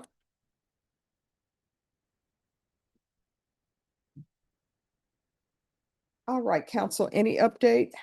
Yes, Judge. Yes. And something weird is happening with the phones to share it. I need to cancel out somehow to. There it goes. Okay.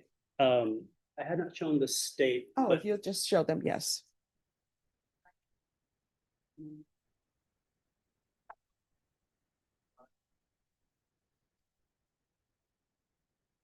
But all I want is the different attorneys, if you see the email, that you get notice, they receive this. Okay, That's all right. all right, see if that attorney can come here so we can settle that better. Already texted them this morning. All right, okay, And then I thank you. have 2 attorneys that are federal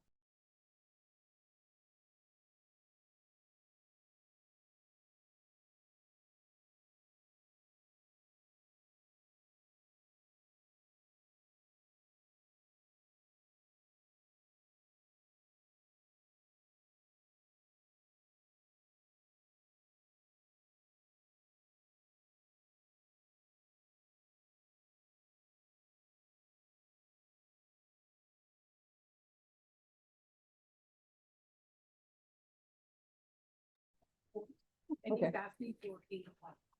Okay. All right, 8:11 is fine. You want me to give him a reset? Yes, just 1 second, council. Deshaun Lewis?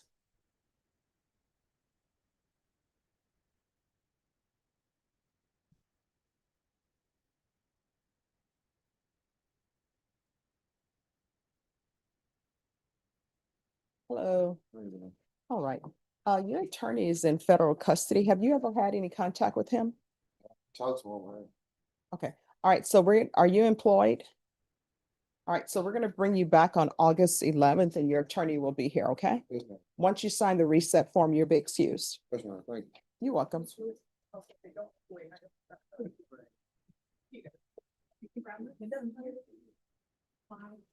All right. The parties on Perkins. Perkins. And if I may show you, Yeah. my client's sister's phone. This is a photograph taken September 12th, 2025, and you can swipe it to the right. There should be, Oh, no, I can see. All right. in the September 12th, and I'll swipe it. There's a few pictures. And that date, September 12th, lines up with the KSAT news article from September 12th, 2025, where a man is dead after double shooting near East Side Sports Bar. It was a Vibe Sports Bar. Charlie Perkins was shot in the leg, but went through the leg, the butt, and the bullet ended up in his back. And what day of the week was that? Do we know? I can, September 12th, 2025. Friday? And does anybody know what time that was? The investigator said he is sending a reporter. Oh, okay, we'll have the report. Are you okay to Step back. remain? Yes. Yes. All right, thank you. Thank you. All right, anyone else ready? Page 3 now, Hector. Hector Carino. Come forward.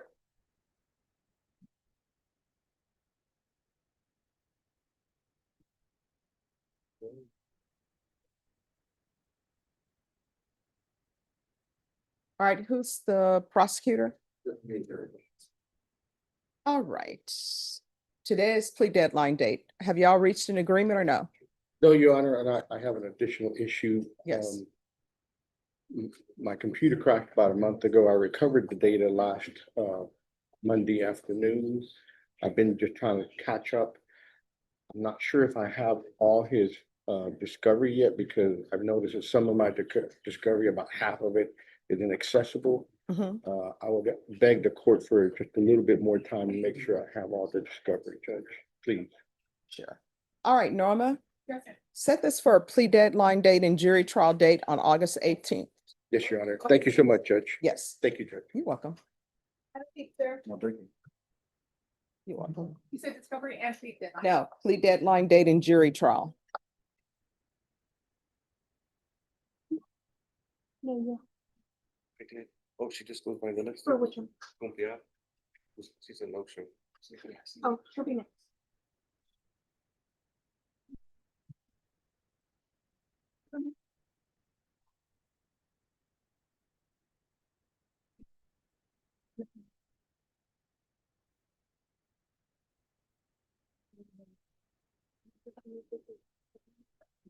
Okay, thank you.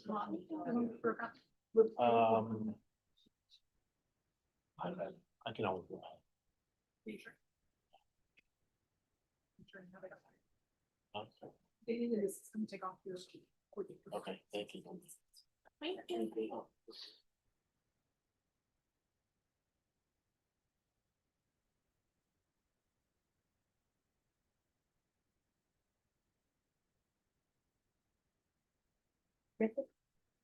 And Norma, make sure that Mr. Carino is brought over dressed for trial. Okay. Carino? That is Hector Carino for August 18th. You're welcome. Right behind you, Brandon.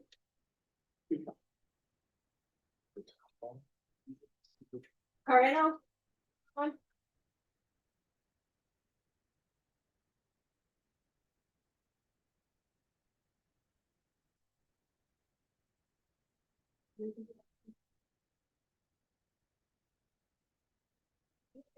Go downstairs.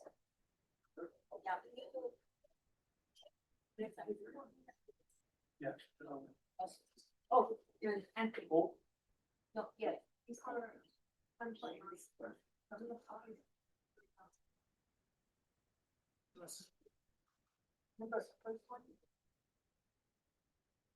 Oh, he's already here. Okay. Yeah, okay.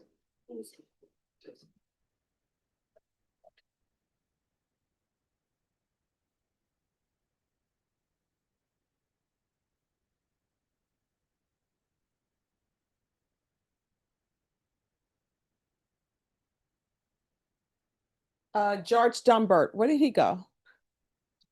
Is he outside with his client?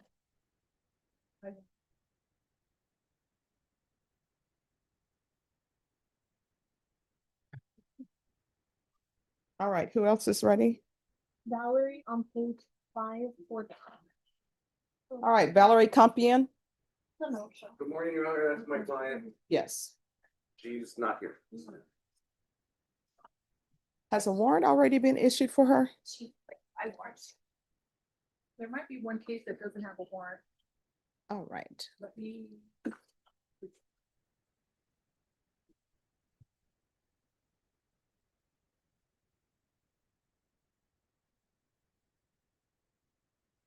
All right, we'll call them all, and then whatever case doesn't have a warrant on it will probably result in a warrant being issued. Can I ask the court for some she's been in contact with my office today or on Friday. I was out last week, Your Honor, but I know that we're actively trying to resolve these. So maybe if we can hold them in abeyance for just a few days, maybe. No, this has been on the docket too many times. So I'll give her till 11:30, otherwise we're calling the case. So do you want to wait till 11:30? No, Your Honor, I didn't. All right, the court is calling 2026 CR 008282, 2025 CR 003573, 2025 CR 007085, 2025 CR 009391, 2025 CR 009393. State versus Valerie Marie Campion. Can I have parties announced? Ms. Elizabeth C. Daniel Vela for Mr. Compion, Your Honor. All right, this hearing was scheduled at 9 a.m. It is now 10:46 a.m. Deputy Lord, did you make an announcement? Mr. Honor, I did negative contact. All right, defense, have you had any contact with your client? We have at our office, Your Honor. She's actively trying to resolve these warrants. She does know about the setting today, Your Honor. State? We would request a bond forfeiture today. All right, the court will issue a judge's warrant in each cause number and remand your client without bond. Thank you, Your Honor. Thank you.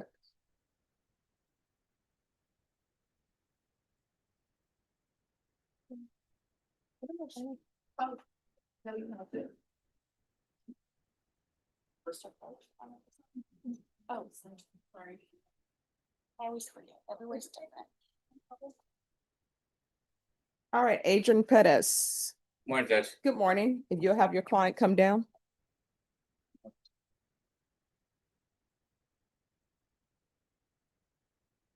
And what is your client's name? 1 sec. Dominic. Yeah, Dominic Smith. All right, Dominic Smith. Let me see what page he is on. He's on the page 9. Thank you. All right, are y'all proceeding with the motion to revoke? All right, could I see the MTR, please, on Dominic Smith? Thank you.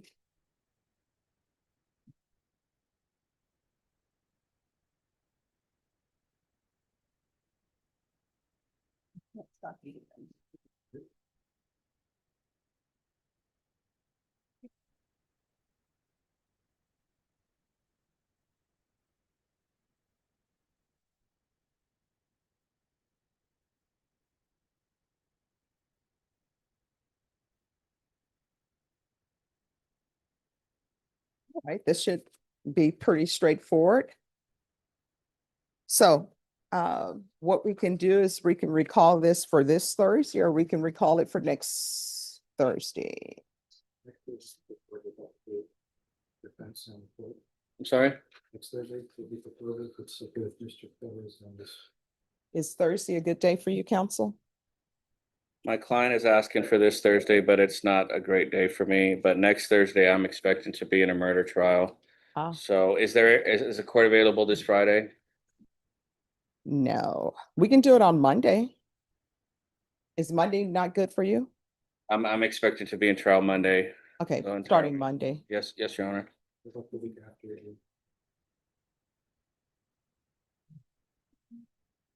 All right, let me ask you this. Are you all able to do it on Friday then? I can, yes, I could be here first. We'll look at, I had some things scheduled, but I guess we'll. I can't imagine that it would take very long. Friday or no? Is that good for you, State? Because we can move it to a different day. It can be in 2 weeks instead of Friday. Friday, we can do Friday. All right, Norma, recall this for Friday. All right, we'll see you back on I'll be Friday. here 9. And that will be a contested to probation. Yes. Have a seat, sir. Yes, no, we won't be. You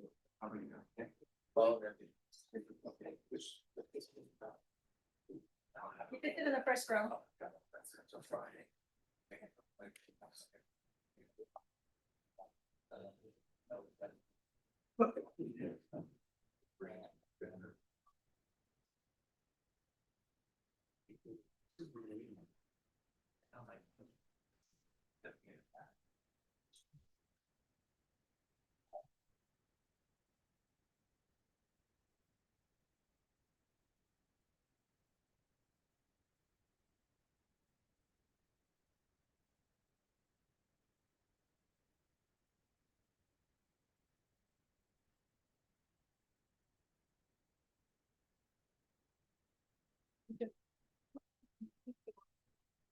Okay.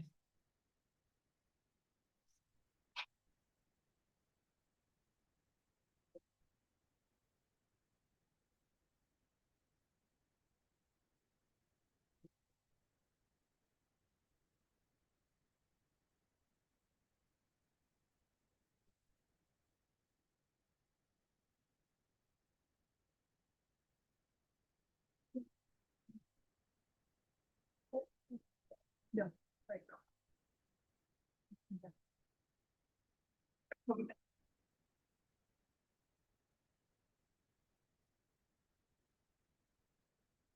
Where's James Toshi? He stepped out. Judge. All right, can you have him come back?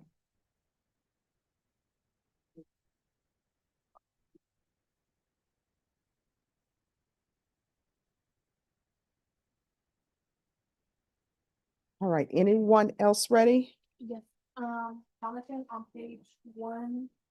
Pomerantz? Jonathan Pomerantz.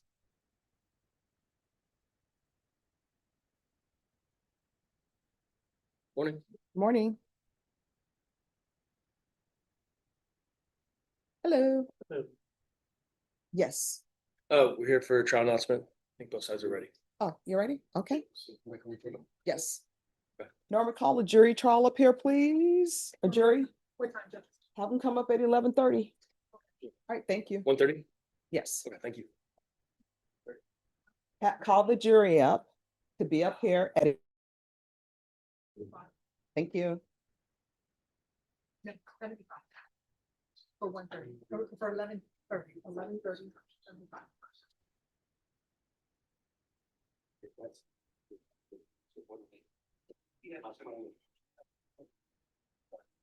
Okay.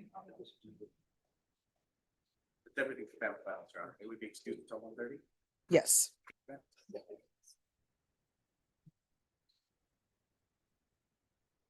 Roger Anthony, has it been brought up yet? No, Judge.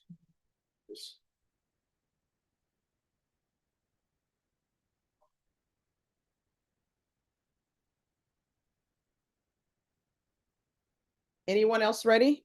Yes, on page 4, 1 down. Garrett Dillon.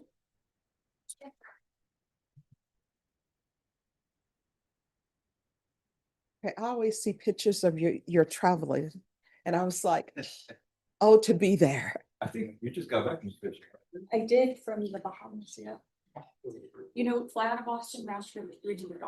I didn't pass it up. Oh, you I can. took my 3 kids and it was, Awesome. I saw you holding the fish. oh yes, I love to fish. I brought it all back, you know, and that's always funny because I have homemade ice packs in there and I know one guy said, kind of looks like you're smuggling drugs. And I'm like, it's, it is just fish, I promise. I would run to the airport. I know her. I know she wouldn't do that. It's just fish.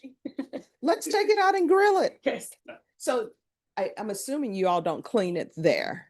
Sometimes we do, we usually leave the heads on, Mhm. bring them back, but got it at least. Ah, so what type of fish did you catch? Yellowtail snapper, Spanish mackerel, barracuda, triggerfish, some black snapper. It's Oh, wow. Yeah. All very tasty. a parrotfish, which apparently is a big deal there. Oh, wow. I know, it was a lot of fun. Well, that's awesome. School starts earlier and earlier every year, and so I always feel like I miss out, and I went, you know what? I'll just do Zoom hearings this week. It's So okay. have you ever seen the movie The Incredible Mr. Limpet? No. You know what I'm talking about. So anyway, Don Knotts gets turned into a fish. I have seen it when I was a child. So Oh my question is, all right, did you just catch Don Knotts? How do you know? Did he have the little hat on? Is it the one where they train him to find submarines? Yes, Okay. And he was the deputy in the Andy Griffith Show, right? yes. But one of my favorite movies he did was The Ghost and Mr. Chicken. That was an awesome movie. Hopefully you have seen it. Maybe you're too young. I don't know. All right, let me see. All right, so where are we on this case with discovery, with plea offers? Where are we? Judge, I believe all discovery was presented by the state of defense. However, I think there are some messages that defense is going to be conveying back to us that may help to resolve the case. That's correct. All right, Norma, set this for a plea deadline date in 3 weeks. You all need to confer off docket. Yes, Sam, we'll do that. Sure. 24th, August 24th. All right, August 24th. Thank you, Your Honor. All right, if you find a little hat in there, you will know it was the incredible Mr. Limpet. My children watch that tonight. Okay. It's kind of. Have a good one. So you have a case that's set for trial tomorrow, but the state has filed a dismissal. Do you have any objections to the dismissal? No objections. Here you are. It's for further investigation. But I appreciate you asking. Oh, no, everybody should ask. You know, Had I told you I object, would you have signed it? we would have had a hearing on it. No, there were some attorneys, they had a capital murder. And I had denied the state's motion for continuance. And then the state files a motion to dismiss. I'm like, defense, do you have any objections? They're like, I would object to that. Call them. they did not. Really? No. Any jeopardy to attach. Mhm. And then they came back, because I was like, I always tell people, according to the code, judges don't have to sign dismissals. Judges, We looked it's at- like completely up to the judge We whether. looked it up and Mhm. I remember like some verbiage about it being ministerial. I don't recall about whether there's discretion there or not. But I have been in that spot where I have objected to it, not this. But no, there's a method to the madness. There can be.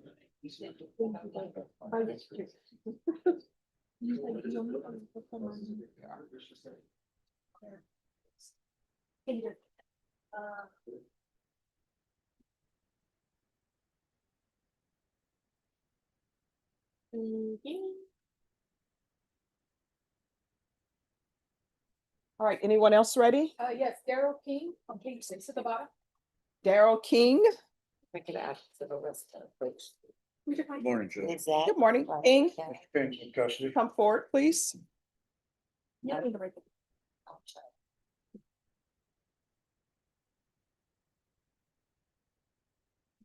Morning. Because I was appointed on the 12th of July. Mhm. On one case I found this morning, I am actually appointed on two cases, same incident. One's I got kidnapping, the other's I assault deadly weapon, All right, Norma. zero discovery. All right, Norma, I need a 30-day reset for discovery. Number third. All right, thank you, counsel. All right, thank you, Judge. You're welcome. Maybe excuse. Yes, you may. You too. Oh, I'm sorry, sir. Do you have any questions? All right, thank you. I'll be on to you.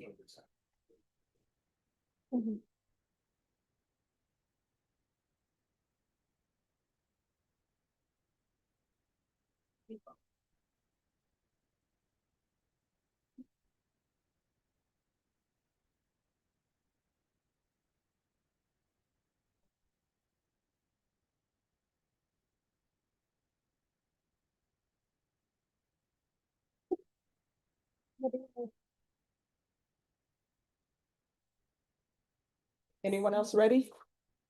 Rodriguez, page 4, 5. Morning, Judge. Good morning. How's it going? Good, thank you. Okay. Lisette Rodriguez? Her to come up? Yes, please.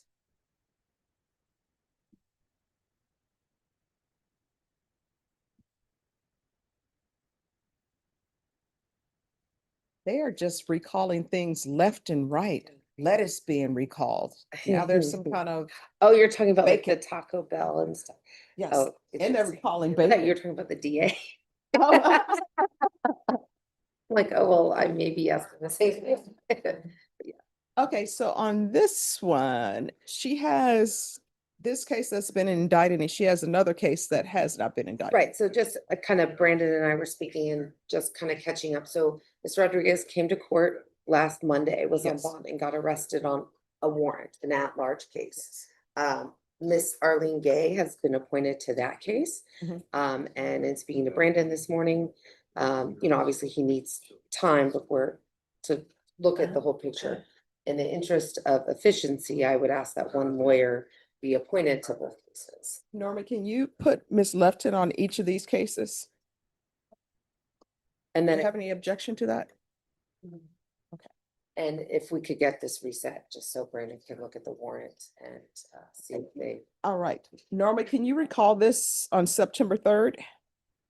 And then if you all have information beforehand or your attorney wants to come back before then, she can let the court know and we'll put it on the docket. Awesome.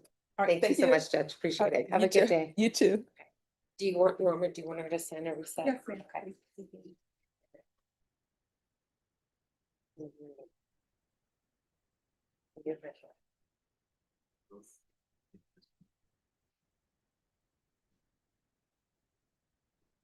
All right, anyone else ready? Nobody else is signed in. I can sign in at O'Reilly Yondell. All right, what's happening on Yandell? Judge, Ms. Yandell, if you'll come forward, please. So what's the, Judge, we got, this is what I was just talking with the state about, and I guess we're a little uncertain about some of the procedures. okay, So so there was was she declared insane? at the time of the offense, they said, the doctor did say that she believes that she was. So with the disagreement we're having is because I said if she goes not guilty by reason of insanity, Yes. whether it's plea or trial. No, it's, what ends up happening is that if somebody's found deemed to be insane at the time of the offense, you can either enter a plea if both parties agree to the doctor's findings, and then she will enter a plea. You'll be placed on a form of probation. And whatever the range of punishment is for your offense, that's how long you'll be under supervision. So if, for example, let's just say it were a robbery case, and I know your case is not a robbery. If you were deemed to be insane at the time of the offense, well, the range of punishment for robbery is 2 to 20 years.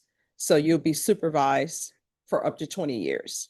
But it won't be through this court, it'll be through the magistrate's court. And the magistrate's court will hear her plea. And Judge, so this is where our disagreement is, because the state is stating to me that they believe that she is automatically committed to the state hospital. And I said, I don't believe that's accurate. I believe that the court and the judge makes a determination on how it was to. Well, what I can tell you is according to the law, if it's a violent offense, you are supposed to be committed to an institution. However, if you're already under medical care and the judge, through testimony from experts, determine that you're not a danger, then they may decide not to place you in an institution. So it's completely up to what the doctor says. And But that, legally, according to the code, if it's a violent offense, you're supposed to go into an inpatient facility. But in your case, if there's a doctor who says something otherwise, then you may not end up going to an inpatient facility. It just depends on whatever the testimony is going to be and whether they make a determination on her med compliance. sure, and it's because, and I obviously I haven't done a lot of these, but I just, my position is that I don't think it's just automatic that she has to go into the state hospital, so. Well, But I hear what you're saying. You're yes, saying yes. with the crime of violence, yes. so. But I've seen people that have been found not guilty by reason of insanity, and safeguards are in place and they're not placed in the institution to begin with, but it just really depends on the testimony. But what I can tell you is, according to the code, inpatient is the default. And so I think at this time, Your Honor, what we want to do is we want to go ahead and get a trial setting for this, and then I will communicate with Judge Rodriguez over there about this more, and then when we come up with the trial setting, and then. Now, let's do it this way. Let's refer it to magistrate's court to see if there's going to be any objections to the insanity plea. Then you can discover from the doctor down there whether or not they would seek to place her in an institution, because if they're not seeking to place her in an institution, then this may be all for naught. Okay. So Norma, if you can transfer this to the magistrate's court for a hearing on the NGRI.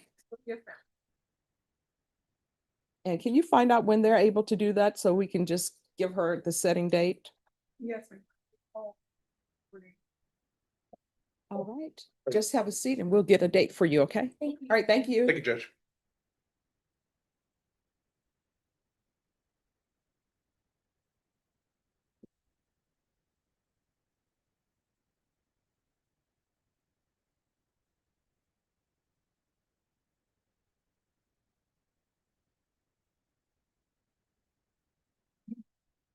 Sure. And Deputy Laura, I don't know what's wrong with mosquitoes. They have changed. Oh, yeah, they're bigger. They're bigger. I was working in the garden and I end up with so many wilts. I thought I was gonna OD on Benadryl, because I had to take 2 Benadryl tablets. Put some off out. Repel. It doesn't smell great. It's not about the smell. And then my skin is very sensitive. So then I had to go in once I saw the welts, right? So I take my Benadryl and then I put Benadryl cream on. Do you know it took about 3 hours for it to go away? What is going on? Mr. Anthony Rogers, Dr. Judge. All right, Anthony Rogers. Judge, we're ready to continue our. Great, thank you. Roger in the front row. Are you Mr. Rogers? Yeah, Margaret. All right, your attorney is in federal court, so they won't be here today. So we are going to recall you, and we are going to, Norma, are we going to recall him for Thursday? Yeah, we can do Thursday. All right, we're going to recall you for Thursday. All right, thank you. They're gonna text me a date and a time in just a few minutes. Okay. Reset.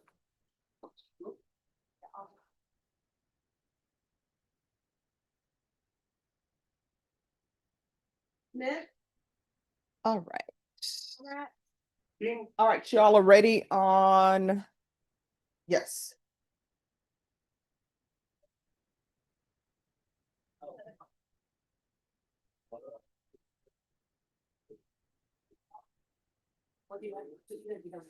All right, we're back on the record in 2026 CR 004753, State versus Charlie Perkins. Can I have parties re-announced for the record, please? Joseph Dateson, defense attorney. All right, so State, did you have a chance to review the testimony for just 1 second. My computer's doing something crazy. All right, State, did you have a chance to review any independent evidence on whether or not the defendant was previously shot before Yes, this incident? sorry, yes, Judge, I did ascertain a police report for the incident reference. I have marked it as State's Exhibit 1 for purposes of this hearing, should the court wish to review it as well. I also gave defense a copy. I also further called the homicide unit to see if it was an open pending case with them, and they said it was, and I received the detective name, provided that to defense counsel. Okay. So at this time, state would move to admit State's Exhibit S1 for the purposes of this hearing. Any I objection? reviewed it. I have a copy, no objection. And while you read, if I could just tell you the way it reads, to drive by where it looks like they wait for one person to leave. That person is not Charlie. The person who is in front of Charlie who's leaving is a person who's shot. Just that looks like Charlie is behind him. So Charlie is shot also. So it's not as if they're trying to shoot Charlie. The target was someone else. Could you all hand that to the court Yes, reporter, ma'am. please? All right. So State, does that change your offer or no? All right, then, and defense your argument. I know that a continuation where I left off, we're asking for probation, Judge. He doesn't want to be in the same neighborhood, the same area, the same association. He wants to clean, not necessarily for himself. It's for his son. He wants to be in a new city. We ask if you would grant probation 7 years. You can put the highest underlining sentence. He understands that if he messes up, he's looking at 7 years prison. He was reporting to parole. It's not as if he absconded and was picked up on this, and then there's a parole warrant. He was actually literally driving to his parole officer to report. He just finished a shift. He's going to make his appointments. He's going to appear on time. We ask you to grant the probation, and if he does get the residence changed with his mom and sister, we would ask probation transferred. All right, I don't think you would be a good candidate for probation. The court is going to find you guilty. The court is going to sentence you to 2 years in the prison, give you credit for any time served. There's to be no unsupervised contact with minors, and there's a $0 fine, and the court will recommend the therapeutic community. Did you review the document entitled Trial Court Certification of Defendant's Rights to Appeal with your attorney? Did you understand it and sign it? Yes, ma'am. Because it's a plea bargain agreement, because I followed your plea bargain agreement, and because you waive your right to appeal, you do not have the court's permission to appeal. Because this is a felony conviction, you're not allowed to own or possess any weapons or ammunition. If you have a question over what that is, you'll need to speak to an attorney. So, Mr. Perkins, I understand that sometimes our life goes off track. Maybe we don't have great parents or something else. I understand when you leave prison, you're trying to do the right thing, but sometimes life gets in the way and beats you down. I know how difficult it is to get your license and to get legal documents when you just come from prison or just come from the foster care system. One of the reasons why I gave you the minimum is because of the shooting, right? And I understand that maybe you need to protect yourself or you feel you need to protect yourself, but I mean, you're not allowed to possess weapons, okay? So when you are released, please do better. And if you give me his case number, I'll ask that it run concurrent with the parole. Yes, Judge. It's on the, yes, I want to. The robbery judge, Yes. DC 2020 CR But yeah, I'm sorry, DC, 2020 yes, CR 537C. 8537C. All right, so this will run concurrent with 2020 CR 8537C.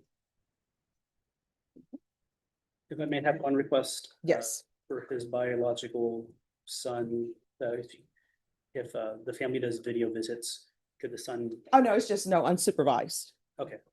contact. Got it. So they can have any type of visitation. But I will tell you this, the day of that shooting, what time of day was that? So, See, you should have been with your son. All right, make better decisions, okay? All right, good luck to you. And while you're in custody, try to get your GED. If you can't get your GED, there are plenty of opportunities if they allow you to do it. I don't know if they'll allow you to do it with your affiliations, but there are plenty of opportunities for picking up a trade. One of my former clients, mind you, they were in prison for murder. I ended up representing them on their parole hearings. And guess what? Their trade is welding. And you can make a lot of money at welding. Now he's got his life back on track. And you would think you go to prison for murder, you can't come back from that, right? But he got all of his legal documents and he also got his degree in was trade certification in welding. And then somebody who just graduated not too long ago from felony drug court, criminal history. And guess what? People said it couldn't be done, but they are now an attorney and they handle civil rights issues. All right, so you still have a chance to be in your son's life, but don't bring this nonsense into your son's life, okay? All right, good luck to you. Thank you, Judge. You're welcome. Have a seat, sir.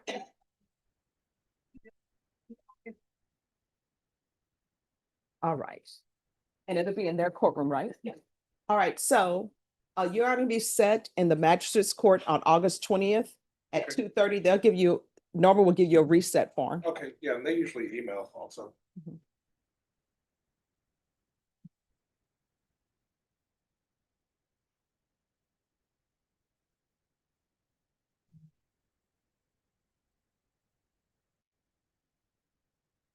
And then Norma, since they're going to be set there on August 20th.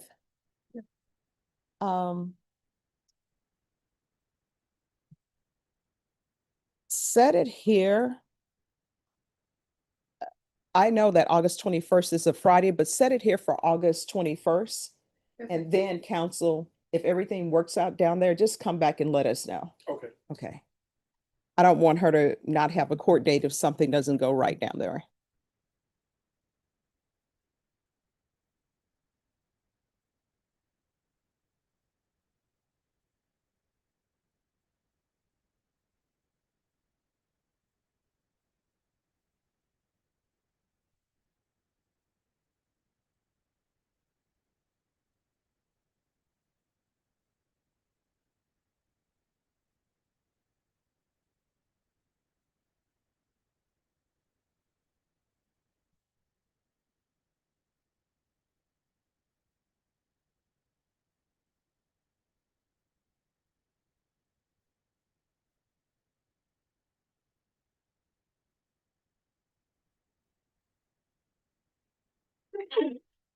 That's true.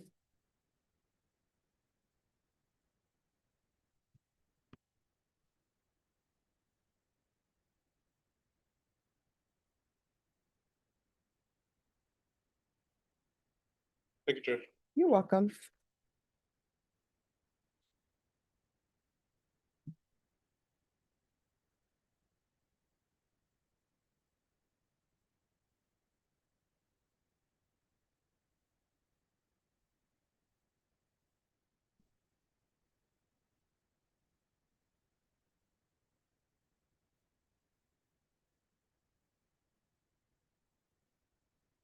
Mhm.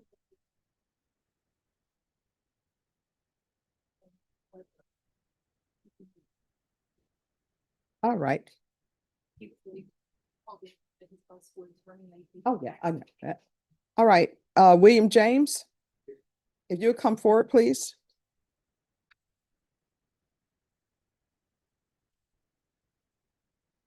Mr. James, come forward, please.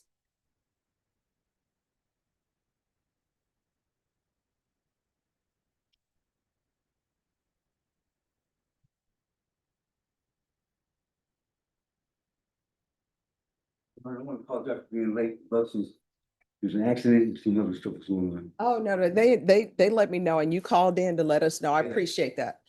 All right, your attorney is actually in a jury trial. Okay. So do you work or no? No, I'm disabled. Okay, so we can recall it for Norma, recall this for August 19th. All right, so we're gonna bring you back on August 19th. All right, and they'll sign you in. Once you sign the reset form, you can be excused. Thank you. You're welcome. Yeah, for 9%. Which one? Which one is that for?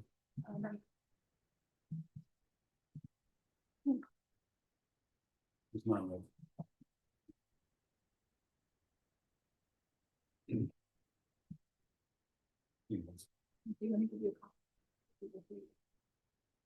Well, thank you. Yes, I did that. Oh, and Mr. James, make sure you call your attorney before that date, because if he's in trial, I don't want you to have to come down by the bus if you don't have to. Okay, Thank you. you're welcome. Yeah. You too.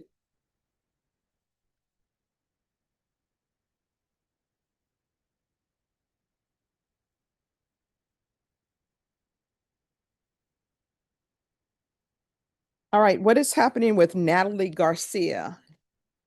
Judge. Good morning. Nicole said I could speak on her behalf, Judge. She's stuck in another court right now. Okay, Ms. Garcia, please come forward.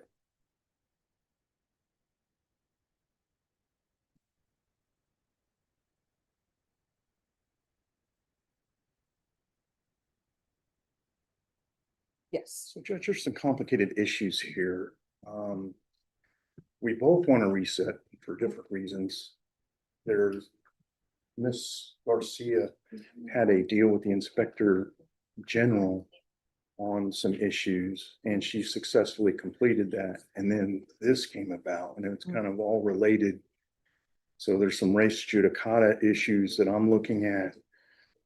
They're still trying to, in fact, we're trying to schedule a call with the OAG tomorrow morning. Okay. I will be in your court tomorrow morning as well, but we're just would like another reset, Judge. And I think by then, either I'll file my motion regarding the race judicata, or we're going to plea out. It's going to be one or the other. All right, Norma, recall this for August 19th. Yes. And you need to make sure you're on time for court. Yes, ma'am. All right. Absolutely. Thank you. Once you sign the reset form, you be excused. Thank you, Judge.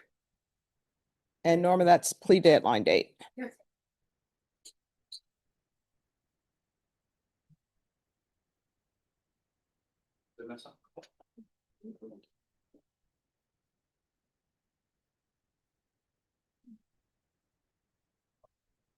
All right, Ruben Sanchez with Mark LaHood.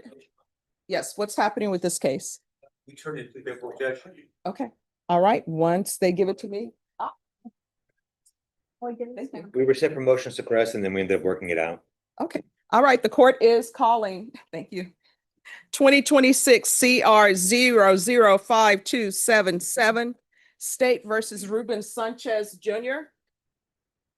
Can I have parties announced for the record? Mark Litt for defense, Your Honor. And is there an application in this case? There is, Judge. Probation, this is an application. Yes. Counsel, have you received all discovery? Did you review it with your client? We have. Court will find that the state is in compliance with discovery. Mr. Sanchez, did you review the application for community supervision with your attorney? Did you understand it and sign it? Yes, sir. Did you review the true bill of indictment with your attorney? Did you understand it? Yes, sir. Counsel, do you waive the reading? We do, Your Honor. State, are you proceeding on the indictment as presented? I believe so, Judge. Let me see. I believe y'all are proceeding on count 2, waiving count 1. Yes. Any objection? No objections, Your Honor. Mr. Sanchez, did you review the court admonishments with your attorney? Did you understand it and sign it in all the appropriate places? Yes, Your Honor. In count 2, you're charged with possession of a controlled substance, penalty group 1, 1 to 4 grams. That's a 3rd-degree felony. The range of punishment is anywhere from 2 to 10 years in prison and up to a $10,000 fine. If you have a plea with the state, the court does not have to follow your plea. If the court does not follow your plea and gives you more than you bargained for, the fact that you entered a plea will not be used against you, and you will be allowed to withdraw your plea. You have a right to jury trial, a right for you or your attorney to cross-examine and confront any witnesses. The state would call in the right to remain silent. By entering this plea, you're giving up those rights. If the court were to grant your application for deferred adjudication, if for any reason your deferred adjudication were revoked, the court could find you guilty and sentence you up to 10 years in prison and up to $10,000 fine. Did you understand? Yes, sir.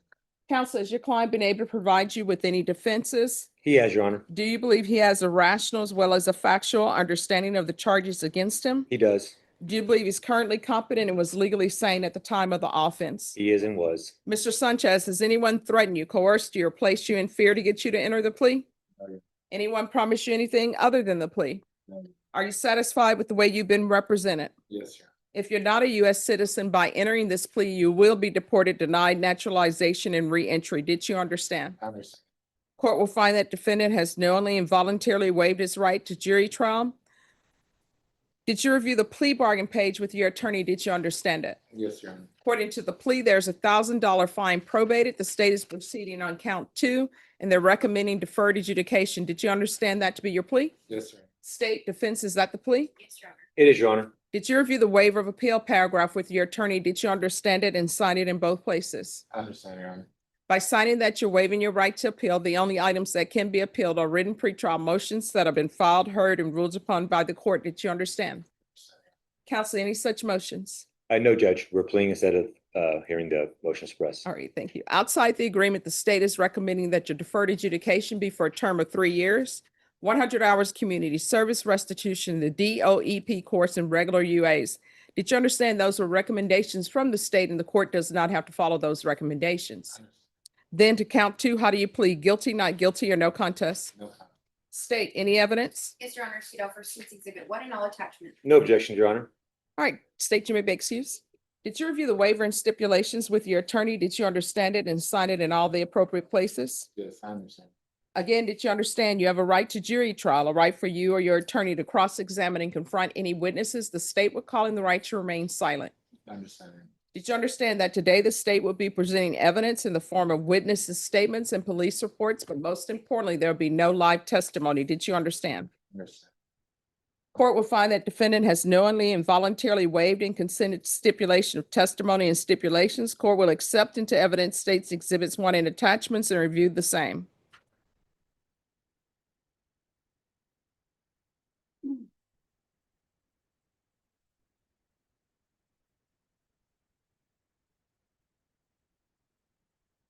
After reviewing states exhibits 1 and attachments, the court will find there is sufficient evidence to find you guilty. The court will defer finding of guilt as you apply for deferred adjudication. Are we proceeding with sentencing? If the court would like to, we would. All right, anything you wish to say on behalf of your client? Just, Your Honor, when he was stopped, the stop was valid, no question on that. Mr. Sanchez was extremely cooperative, as evidenced by the fact that he consented when he had no reason to consent. And as you saw in the report, there was no odor of marijuana, no other exigent circumstances that would lead the officer.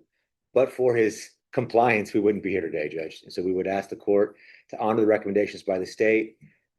He won't be a problem. We've gone over the issues and what those issues could be for an MTR. You won't see him again, Judge. All right, are you employed? Not at the moment. So how do you spend your day? Right now, I had an injury on my left arm. That's why I'm out of work right now. But I'm a barber. All right, who do you know on Probant Street? Oh man, I used to live there, but I moved back with my mom. The stop happened, him and his girlfriend were parking at the outside the parking complex, right across from their apartment. But he doesn't live there anymore, Judge. Okay, so there's no reason for you to be on Probant Street anymore? No. Do you have any children? Yes, I have 2. What are their ages? 12 and 6. All right, and if you're drug tested today, what are the results going to be? Marijuana. Why? He's honest to a fault, Judge. No, I appreciate the honesty, but why are you? Stressing, that's all. You know, you shouldn't come to court and you're going to be positive for marijuana. You understand? I understand. And you have children. Yes. And this is what I always tell everybody. I'm very sensitive to certain smells, alcohol because I don't drink, marijuana because I don't smoke, and the other drugs. And when somebody comes into the courtroom and they smell of marijuana, alcohol, I always end up getting a headache. So can you imagine young children being around people who smell of marijuana and alcohol and their brain is developing? It's not good. I always ask people, would you give your child a marijuana cigarette to smoke? Well, when you're smoking marijuana and you're around them and you're smelling the marijuana and their clothes are smelling the marijuana, guess what? You're giving them marijuana to smoke. And then when they go to school, maybe some of the other children are going to tease them because their parents didn't tell them not to do that. You are supposed to be at a stage in your life where you want your children to be proud to tell people, that's my dad. When they're getting off the bus, they're running to you because you're their dad and you're doing everything right. So you need to change. You understand? I understand. All right, 3 years deferred adjudication, regular reporting by Zoom or in person. Regular UAs, I want him tested for levels. Yes, ma'am. Field visits 1 time per month for 4 months. There's to be no contact with Probant Street. 200 hours of community service restitution. I'm going to order parenting classes. Once that's completed, 100 hours will be deemed satisfied. And the remaining hours, I will deduct 1 hour for every sober support meeting that is completed. And the court is ordering weekly sober support meetings. And 1 per week. Yes, ma'am. Proof of employment within 45 days. No employment as a home health care provider or with minors. TAP evaluation out of custody. If TAP recommends inpatient treatment, we'll start with intensive outpatient treatment. Yes, ma'am. All right, and there is a $1,000 fine, and that will be probated. Thank you, Your Honor. You're welcome. Probation, is there anything else he needs? No, ma'am, I believe that's it. All right, is there anything else you need from the court to be successful? No, Your Honor. All right, did you review the document entitled Trial Court Certification of Defendant's Rights to Appeal? I'm so sorry, add no possession of firearms, please. Yes. Did you review the document entitled Trial Court Certification of Defendant's Rights to Appeal with your attorney? Did you understand it and sign it? Yes. Because it's plea bargain agreement, because I followed your plea bargain agreement, and because you waive your right to appeal, you do not have the court's permission to appeal. You understand? I understand. And because I ordered it, you're not allowed to possess any weapons, okay? Okay. No problem. All right, good luck to you, and thank you so much for dressing appropriately for court. All right, and here's the thing, in this court, if there's an issue, let probation know about it. If you think you're going to use, if you have problems stopping using marijuana, let them know about it. And whatever you do, okay, and whatever you do, always report, okay?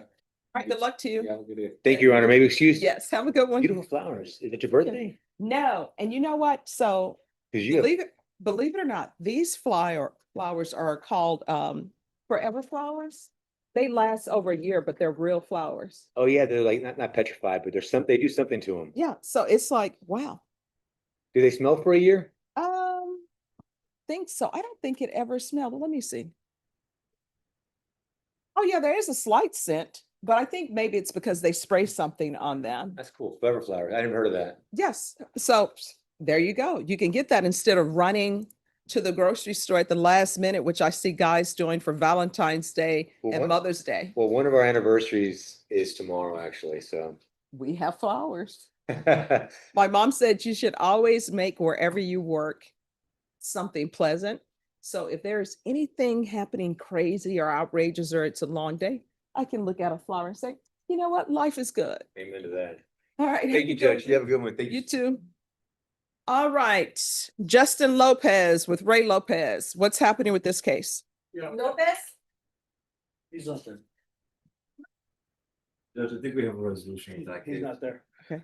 Dismissed it. He's in county court 9, Judge. He just, Thank you. they brought him over to county court 9 for Oh, custody. if you could have the state sign that. Oh.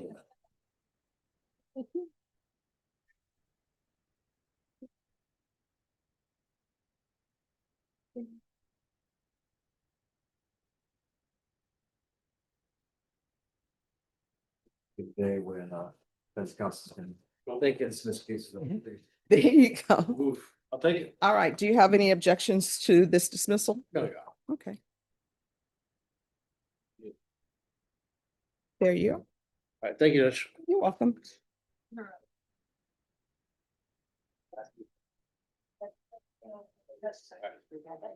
But ask me another question.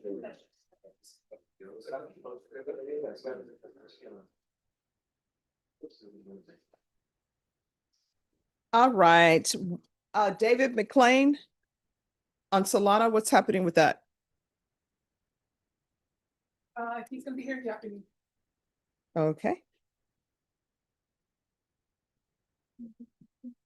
Jesse Garza with Christopher Simpkins, what's happening with that? All right, thank you.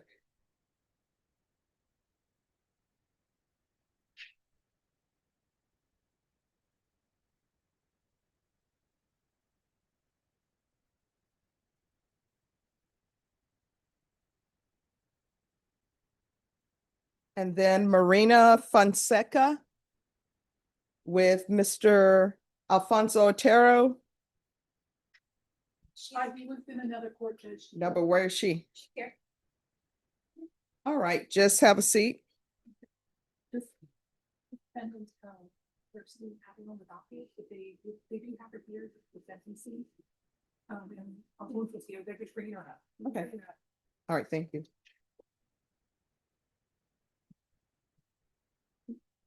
Jose Mesa with Fernando Trevino.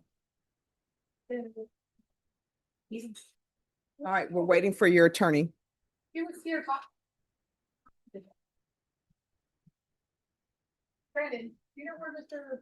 Trevino is? Are y'all working that case out? Oh, yeah, we worked it out. I'll bet some stuff, but. All right, thank you.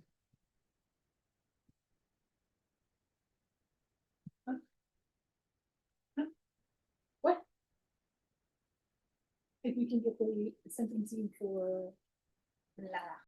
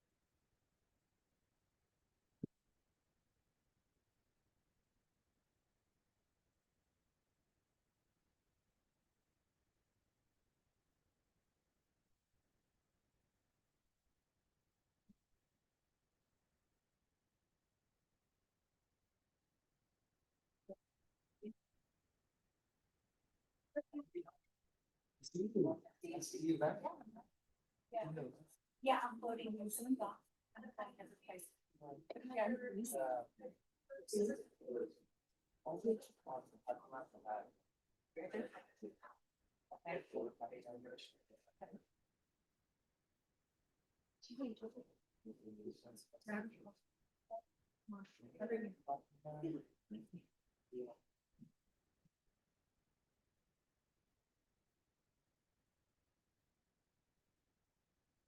Oh, and is the jury out in the hallway yet?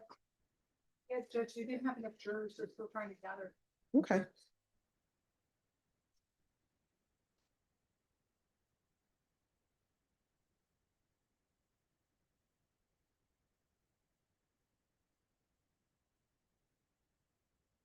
I don't know.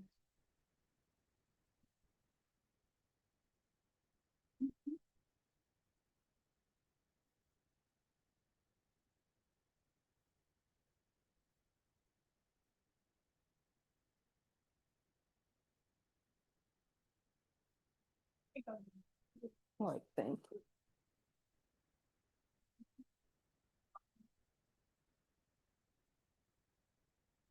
Well. Thank you.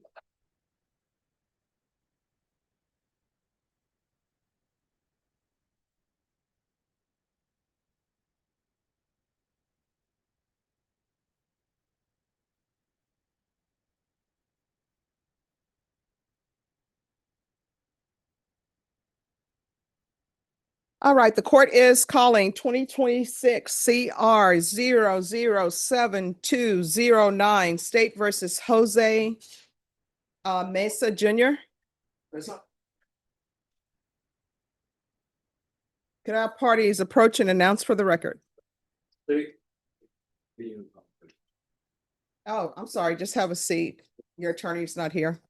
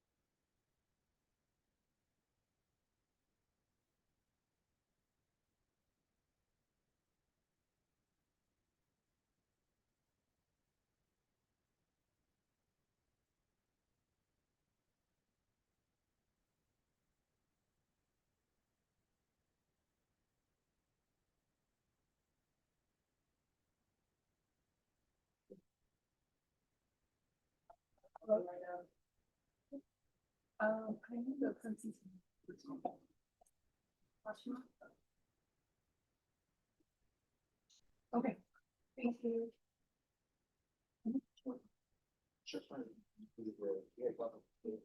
Oh, no. Oh,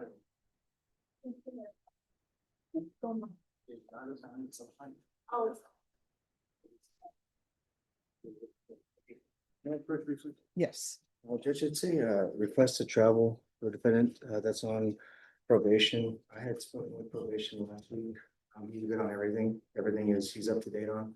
I just need the saved agreement on it. And his itinerary is attached to that motion, Judge. All right, State, do you have any objection? okay.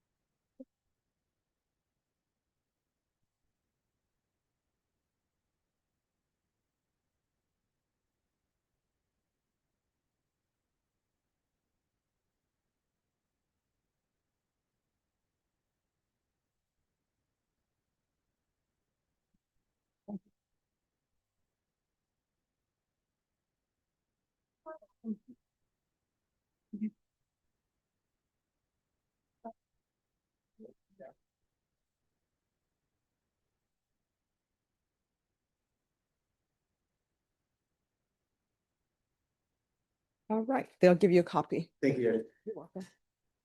If you want to come now.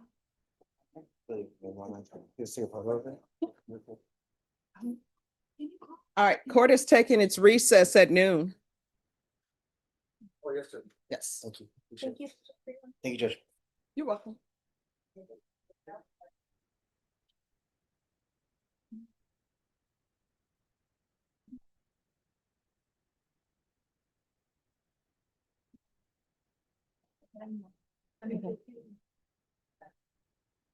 Oh, we'll probably need 70. Just tell them to have them up here by 1:30.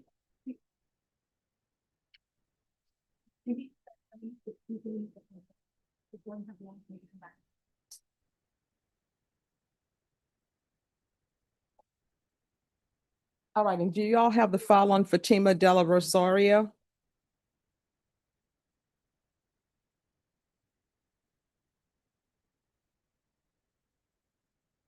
see you go. Yeah. Norma. Just bring, thank you. Bye-bye. I'm sorry? Sure. I don't have, I thought she put it up. no. Just bring the jurors up here because there's another court that wants them. Okay. And so I just said, just bring. That's fine. It's a Monday.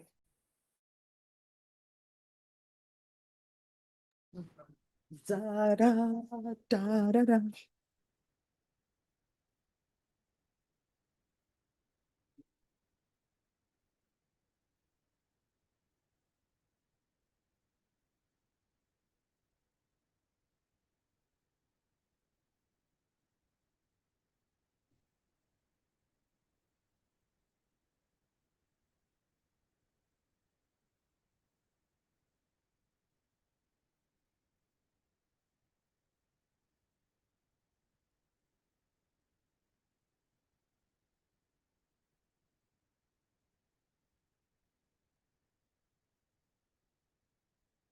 All right, the court is calling 2025 CR 005-418-02, State versus Fatima Leonore. Could I have parties announce? Good morning, Judge. Alfonso Cabañas for the defendant. We're present. All right, and are you Miss Leonore? Yes. All right, we have an interpreter here. If you could raise your right hand, please. Do you solemnly swear or affirm you will faithfully translate from English into Spanish and Spanish into English, so help you God? I do, Your Honor. All right, you can lower your hand if you'll state your name for the record. Lupita Buitron. All right, and again, counsel, do you speak Spanish and do you speak it fluently? I do, Your Honor. And were you able to confer with your client in the Spanish language? I did, Your Honor. Right. So we're here for sentencing. According to the plea bargain agreement, the state is proceeding on count 1, paragraph B, the lesser included offense of injury to a child, bodily injury by omission. The defense agreed to waive the PSI. According to your plea bargain agreement, punishment is to be assessed at a cap of 8 years silent. There's an affirmative finding of family violence. There's to be no contact with the complainants that are listed. So, defense, do you have any witnesses? No, Your Honor, just testimony. Or, excuse me, just argument. The court will hear argument. Judge, thank you, Judge. So, Judge, as the court is aware from reviewing the dockets, this is a case that's been in your case for quite some time. It was originally filed as a first-degree felony offense. And in my conversations with the previous prosecutor, we were going back and forth regarding what I believed should have been the correct indictment. After much talking and discussion, we were able to reach a resolution where the case was re-indicted from a first-degree felony offense to a third, which is where we are now. To give you some context as to why I petitioned the prosecutor to re-indict, Your Honor, or, set it for trial and finally convinced him to do so, is that this is a case with very unique facts. My client, Judge, at the time that this offense was alleged to have occurred, received this young baby from her biological mother. The biological mother is, in my understanding, nowhere to be found. Literally gave the daughter or her baby to my client for her to take care and said, I'm leaving. I don't want anything to do with it. I'm out of here. My client, Judge, within her limited means, and I mean limited as far as language, economic, and transportation issues, was able to do the best that she could in taking care of that child. The child was fed, was taken care of. It wasn't until my client started noticing that the child had some physical issues that she became aware and tried to take the child to the doctor. The reason why, this is something my client explained to me, she now regrets it, Judge, is the reason why she didn't take the child to the doctor was because at that time, my client felt very scared and intimidated to go to the doctor because there was a lot of ICE agents roaming around her area, so she didn't want to jeopardize her being in the country by going outside and taking the child to the doctor. And speaking to my client, she is very well aware that that was a poor choice. She has, other than that excuse, Judge, no other reason why she failed or neglected to take that child to get medical care. She's been incarcerated for quite some time, Judge. She has lost a lot, her family, her daughters, and she is aware of the consequences, and she does want to resolve this case today, Your Honor. And so with that said, Judge, we're asking the court to sentence my client to the 2 years under the guideline range proposed by the state judge. So you're asking for 2 years prison? Yes, Your Honor. And state, are you still silent? We're silent as to evidence, Your Honor. All right. And so with regard to the request for the 2 years, Your Honor, the state believes the 2 years would be insufficient given the injuries the child sustained while in employment. What Mr. Calvana says is absolutely true, that the child came to her in a bad way. The child was born prematurely. The child had been abused by their mother, who disappeared. She's a Salvadoran national as well. We presume that she's back in El Salvador. The law enforcement here in Texas. However, the child, and it is shown in the medical documentation of this court, child sustained serious injuries, not life-threatening, but serious injuries while under the care of this defendant. Significant bruising, brain bleeds based on blunt force trauma. From her own statement, the defendant blames those injuries on her other children, not herself causing them directly. We weren't there. The doctors weren't there. Law enforcement wasn't there. We can say that the injuries were sustained while in her care. We can't say exactly how those injuries were sustained. The defendant was aware as well that she could have delivered the child to any San Antonio Fire Department, that she could have surrendered the child under the programs in the city of San Antonio that allow that to happen without her ever giving any information about herself. I understand that she was scared with good reason about possible immigration consequences for what happened, but responsible thing when she was left this abandoned child, on realizing she was unable to care for the child, would have been to surrender it to someone who could take care of it. She failed to do so in a timely way. The kid was further injured. Thank goodness not with serious life-threatening illnesses. The child was with a foster family, doing well now, thank goodness. However, this bad situation was made worse by this. For that reason, Your Honor, we believe that closer to the 8 would be a more appropriate. okay. All right, the court is going to find you guilty. The court will sentence you to 6 years in prison, give you credit for any time served. There's to be no illegal reentry into the US. There's an affirmative finding of family violence. There is to be no contact.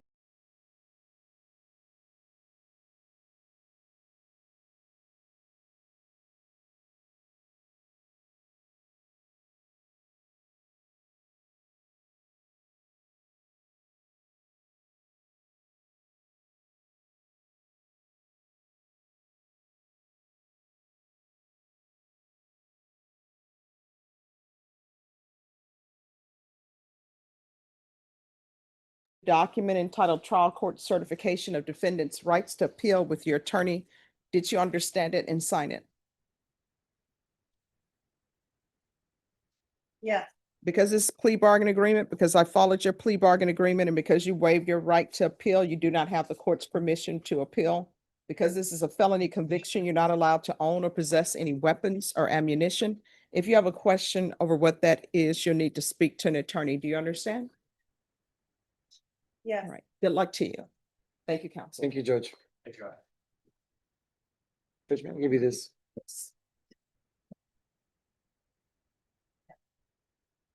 Can I be dismissed, Your Honor? Yes, thank Okay, you. Thank you. That's an order, gracias. Want to get the ITA? Thank you, Judge. You're welcome. Thank you. All right. Jesse Garza.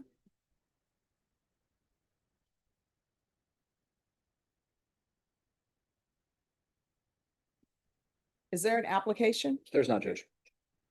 All right, court is calling 2026 CR 0084555 State versus Jesse Garza. Can I have parties announced? Christopher Simpkins for the defense. And are you Mr. Garza? Counsel, have you received all discovery? Did you review it with your client? I have, Judge, and I signed the certification. Court will find that the state is in compliance with discovery. Mr. Garza, did you review the true bill of indictment with your attorney? Did you understand it? Yeah. Counsel, do you waive the reading of the indictment? We do, Your Honor. State, are you proceeding on the indictment as presented? We are, Judge, minus the enhancements. All right, Mr. Garza, did you review the court admonishments with your attorney? Did you understand it and sign it in all the appropriate places? Yes. All right, you're charged with possession of a controlled substance, penalty group 1, less than 1 gram. That's a state jail felony. The range of punishment is anywhere from 180 days up to 2 years in the state jail facility and up to $10,000 fine. If you have a plea with the state, the court does not have to follow your plea. If the court does not follow your plea and gives you more than you bargained for, the fact that you entered a plea will not be used against you and you will be allowed to withdraw your plea. You have a right to jury trial, a right for you or your attorney to cross-examine and confront any witnesses the state would call, and the right to remain silent. By entering this plea, you're giving up those rights. Did you intend to give up those rights and enter into a plea in this case? Yeah. Yes. Yes. Counsel, has your client been able to provide you with any defenses? He has, Your Honor. Do you believe he has a rational as well as a factual understanding of the charges against him? I believe he does. Do you believe he's currently competent and was legally sane at the time of the offense? In my opinion, he is. Mr. Garza, has anyone threatened you, coerced you, or placed you in fear to get you to enter the plea? No. Anyone promised you anything other than the plea? No. Are you satisfied with the way you've been represented? Yes. If you're not a U.S. citizen, by entering this plea, you will be deported, denied naturalization, and re-entry. Did you understand? Yes. Court will find that defendant has knowingly and voluntarily waived his right to jury trial. Did you review the plea bargain page with your attorney? Did you understand it? Yes. According to the plea, punishment is to be assessed at 9 months in the Bexar County Jail under 1244. This will run concurrent with 2026 PF 30498. State will take in considerations 2024 CC 735878. Did you understand that to be your plea? Yes. State defense? That is the plea, Judge. It is, Your Honor. Did you review the waiver of appeal paragraph with your attorney? Did you understand it and sign it in both places? Yes. By signing that, you're waiving your right to appeal. The only items that can be appealed are written pretrial motions that have been filed, heard, and ruled upon by the court. Did you understand? Yes. Counsel, any such motion? There were none, Judge. Then to the offense, how do you plead? Guilty, not guilty, or no contest? Oh, guilty. State any evidence. Judge, you're off to exhibit number 1, including all of that. We have no objections, Judge. All right, state, you may be excused. Thank you. Did you review the waiver and stipulations with your attorney? Did you understand it and sign it in all the appropriate places? Yes. Again, did you understand you have a right to jury trial, a right for you or your attorney to cross-examine and confront any witnesses the state would call, and the right to remain silent? Did you understand? Yes. Did you understand that today the state will be presenting evidence in the form of witnesses' statements and police reports, but most importantly, there'll be no live testimony. Did you understand? Yes. Court will find that defendant has knowingly and voluntarily waived and consented to stipulation of testimony and stipulations. Court will accept into evidence states exhibits 1 and attachments. The court has reviewed the same. The court will find there is sufficient evidence to find you guilty, and the court will find you guilty. Are you proceeding with sentencing? We are, Your Honor. Anything you wish to say on behalf of your client? Judge, we ask you to follow the plea bargain. All right, the court will sentence you to 9 months in the Bexar County Jail under 1244. Give you credit for any time served. This is run concurrent with 2026 PF 30498. Take in consideration 2024 CC 735878. There's to be no residing in households with minors and no unsupervised contact with minors. Did you review the document entitled Trial Court Certification of Defendant's Rights to Appeal with your attorney? Did you understand it and sign it? Yes. Because it's plea bargain agreement, because I followed your plea bargain agreement, and because you waived your right to appeal, you do not have the court's permission to appeal. Because this is a felony conviction, you're not allowed to own or possess any weapons or ammunition. If you have a question over what that is, you'll need to speak to an attorney. Do you understand? Yes. All right, good luck to you. Do you have any family support here? Right now, no, I don't. All right, so there are places that can help you with any drug addiction. And also you may want to, when you are released from the jail, You may want to go to the Center for Healthcare Services and they'll be able to direct you where you can go, okay? Okay, thank you. All right, good luck to you. Okay.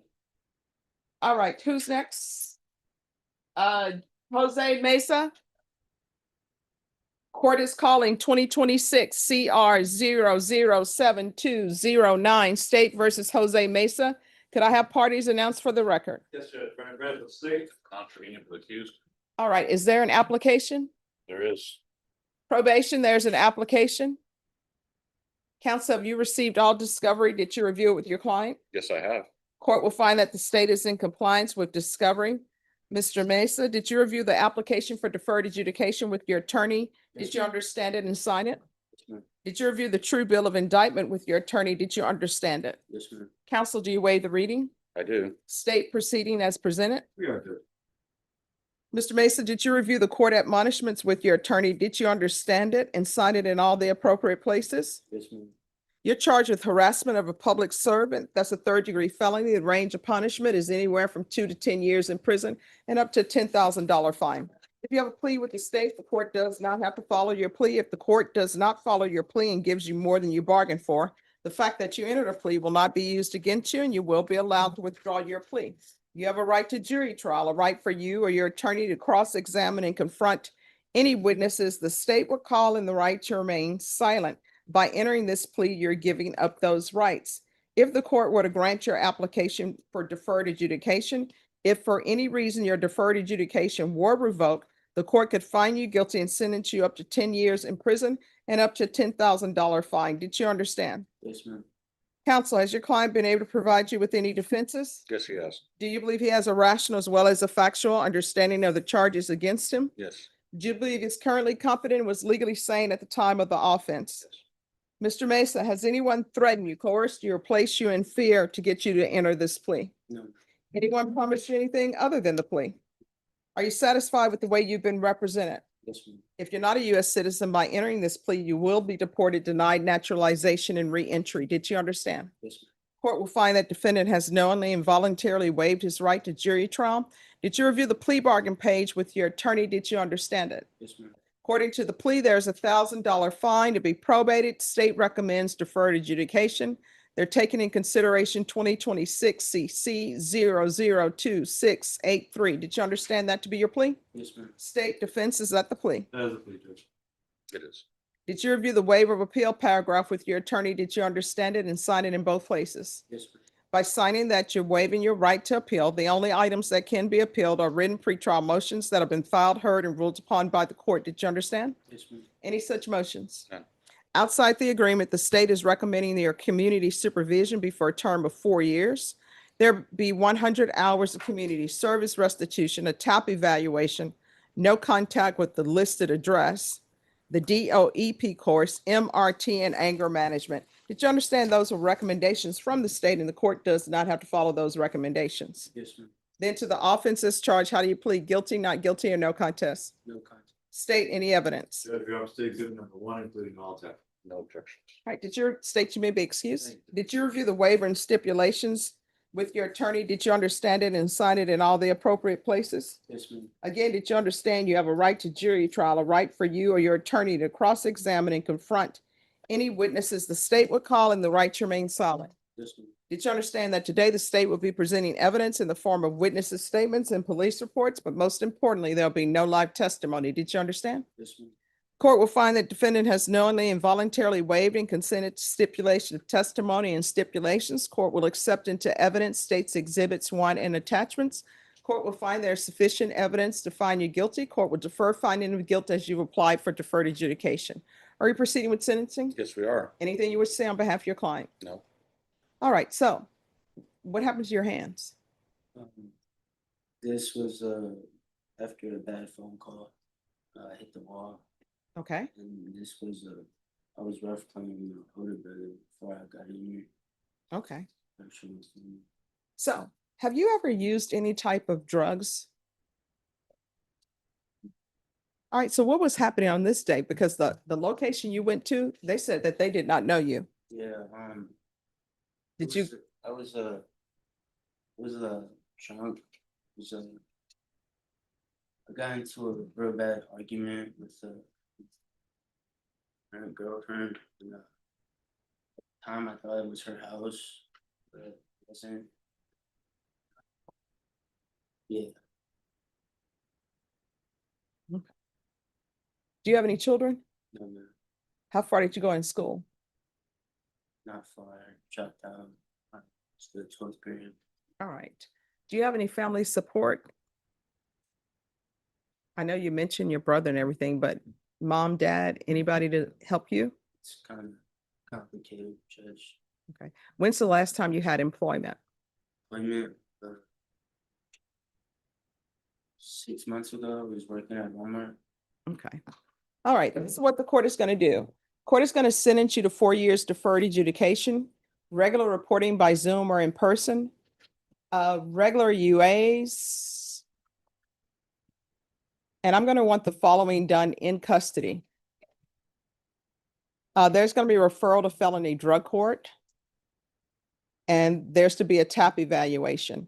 We're going to sign that referral today, so felony drug court will be able to see you before the week is out, okay? Yes, ma'am. Be completely honest with them about your alcohol and everything else, all right? Yes, ma'am. I'm going to want field visits 1 time per month for 4 months, proof of employment within 60 days of release, no employment as a home health care provider or with minors. Take in consideration 2026 CC 002683, 100 hours of community service restitution. I'm going to ask that an hour be deducted for every sober support meeting completed. And I'm going to require sober support meetings 1 time per week. There should be no contact with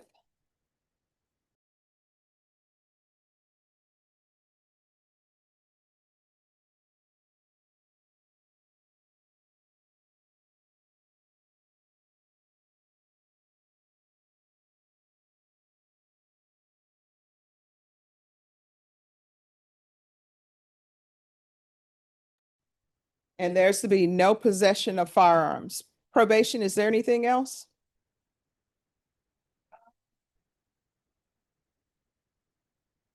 Are you still gonna do the community service? Did I miss that? No, community service is going to be 100 hours of community service restitution. And I am going to deduct 1 hour for every sober support meeting completed. And I'm ordering sober support meetings 1 time per week. And you've got everything. All right, thank you. Is there anything else you need from the court to be successful? No, All right, did you review the document entitled Trial Court Certification of Defendant's Rights to Appeal with your attorney? Did you understand it and sign it? Because this plea bargain agreement, because I followed your plea bargain agreement, and because you waive your right to appeal, you do not have the court's permission to appeal. Do you understand? All right, if you need something, do not hesitate to let probation know about it, okay? And I'm gonna put in the system, so I'll be sure to check and see that the referral to felony drug court is completed this week, okay? How long does that take? The referral? Oh, the referral is gonna be signed now, and since it's Monday, they'll probably be able to see him before the week is out. It's Okay. quicker than a TAP evaluation. Okay.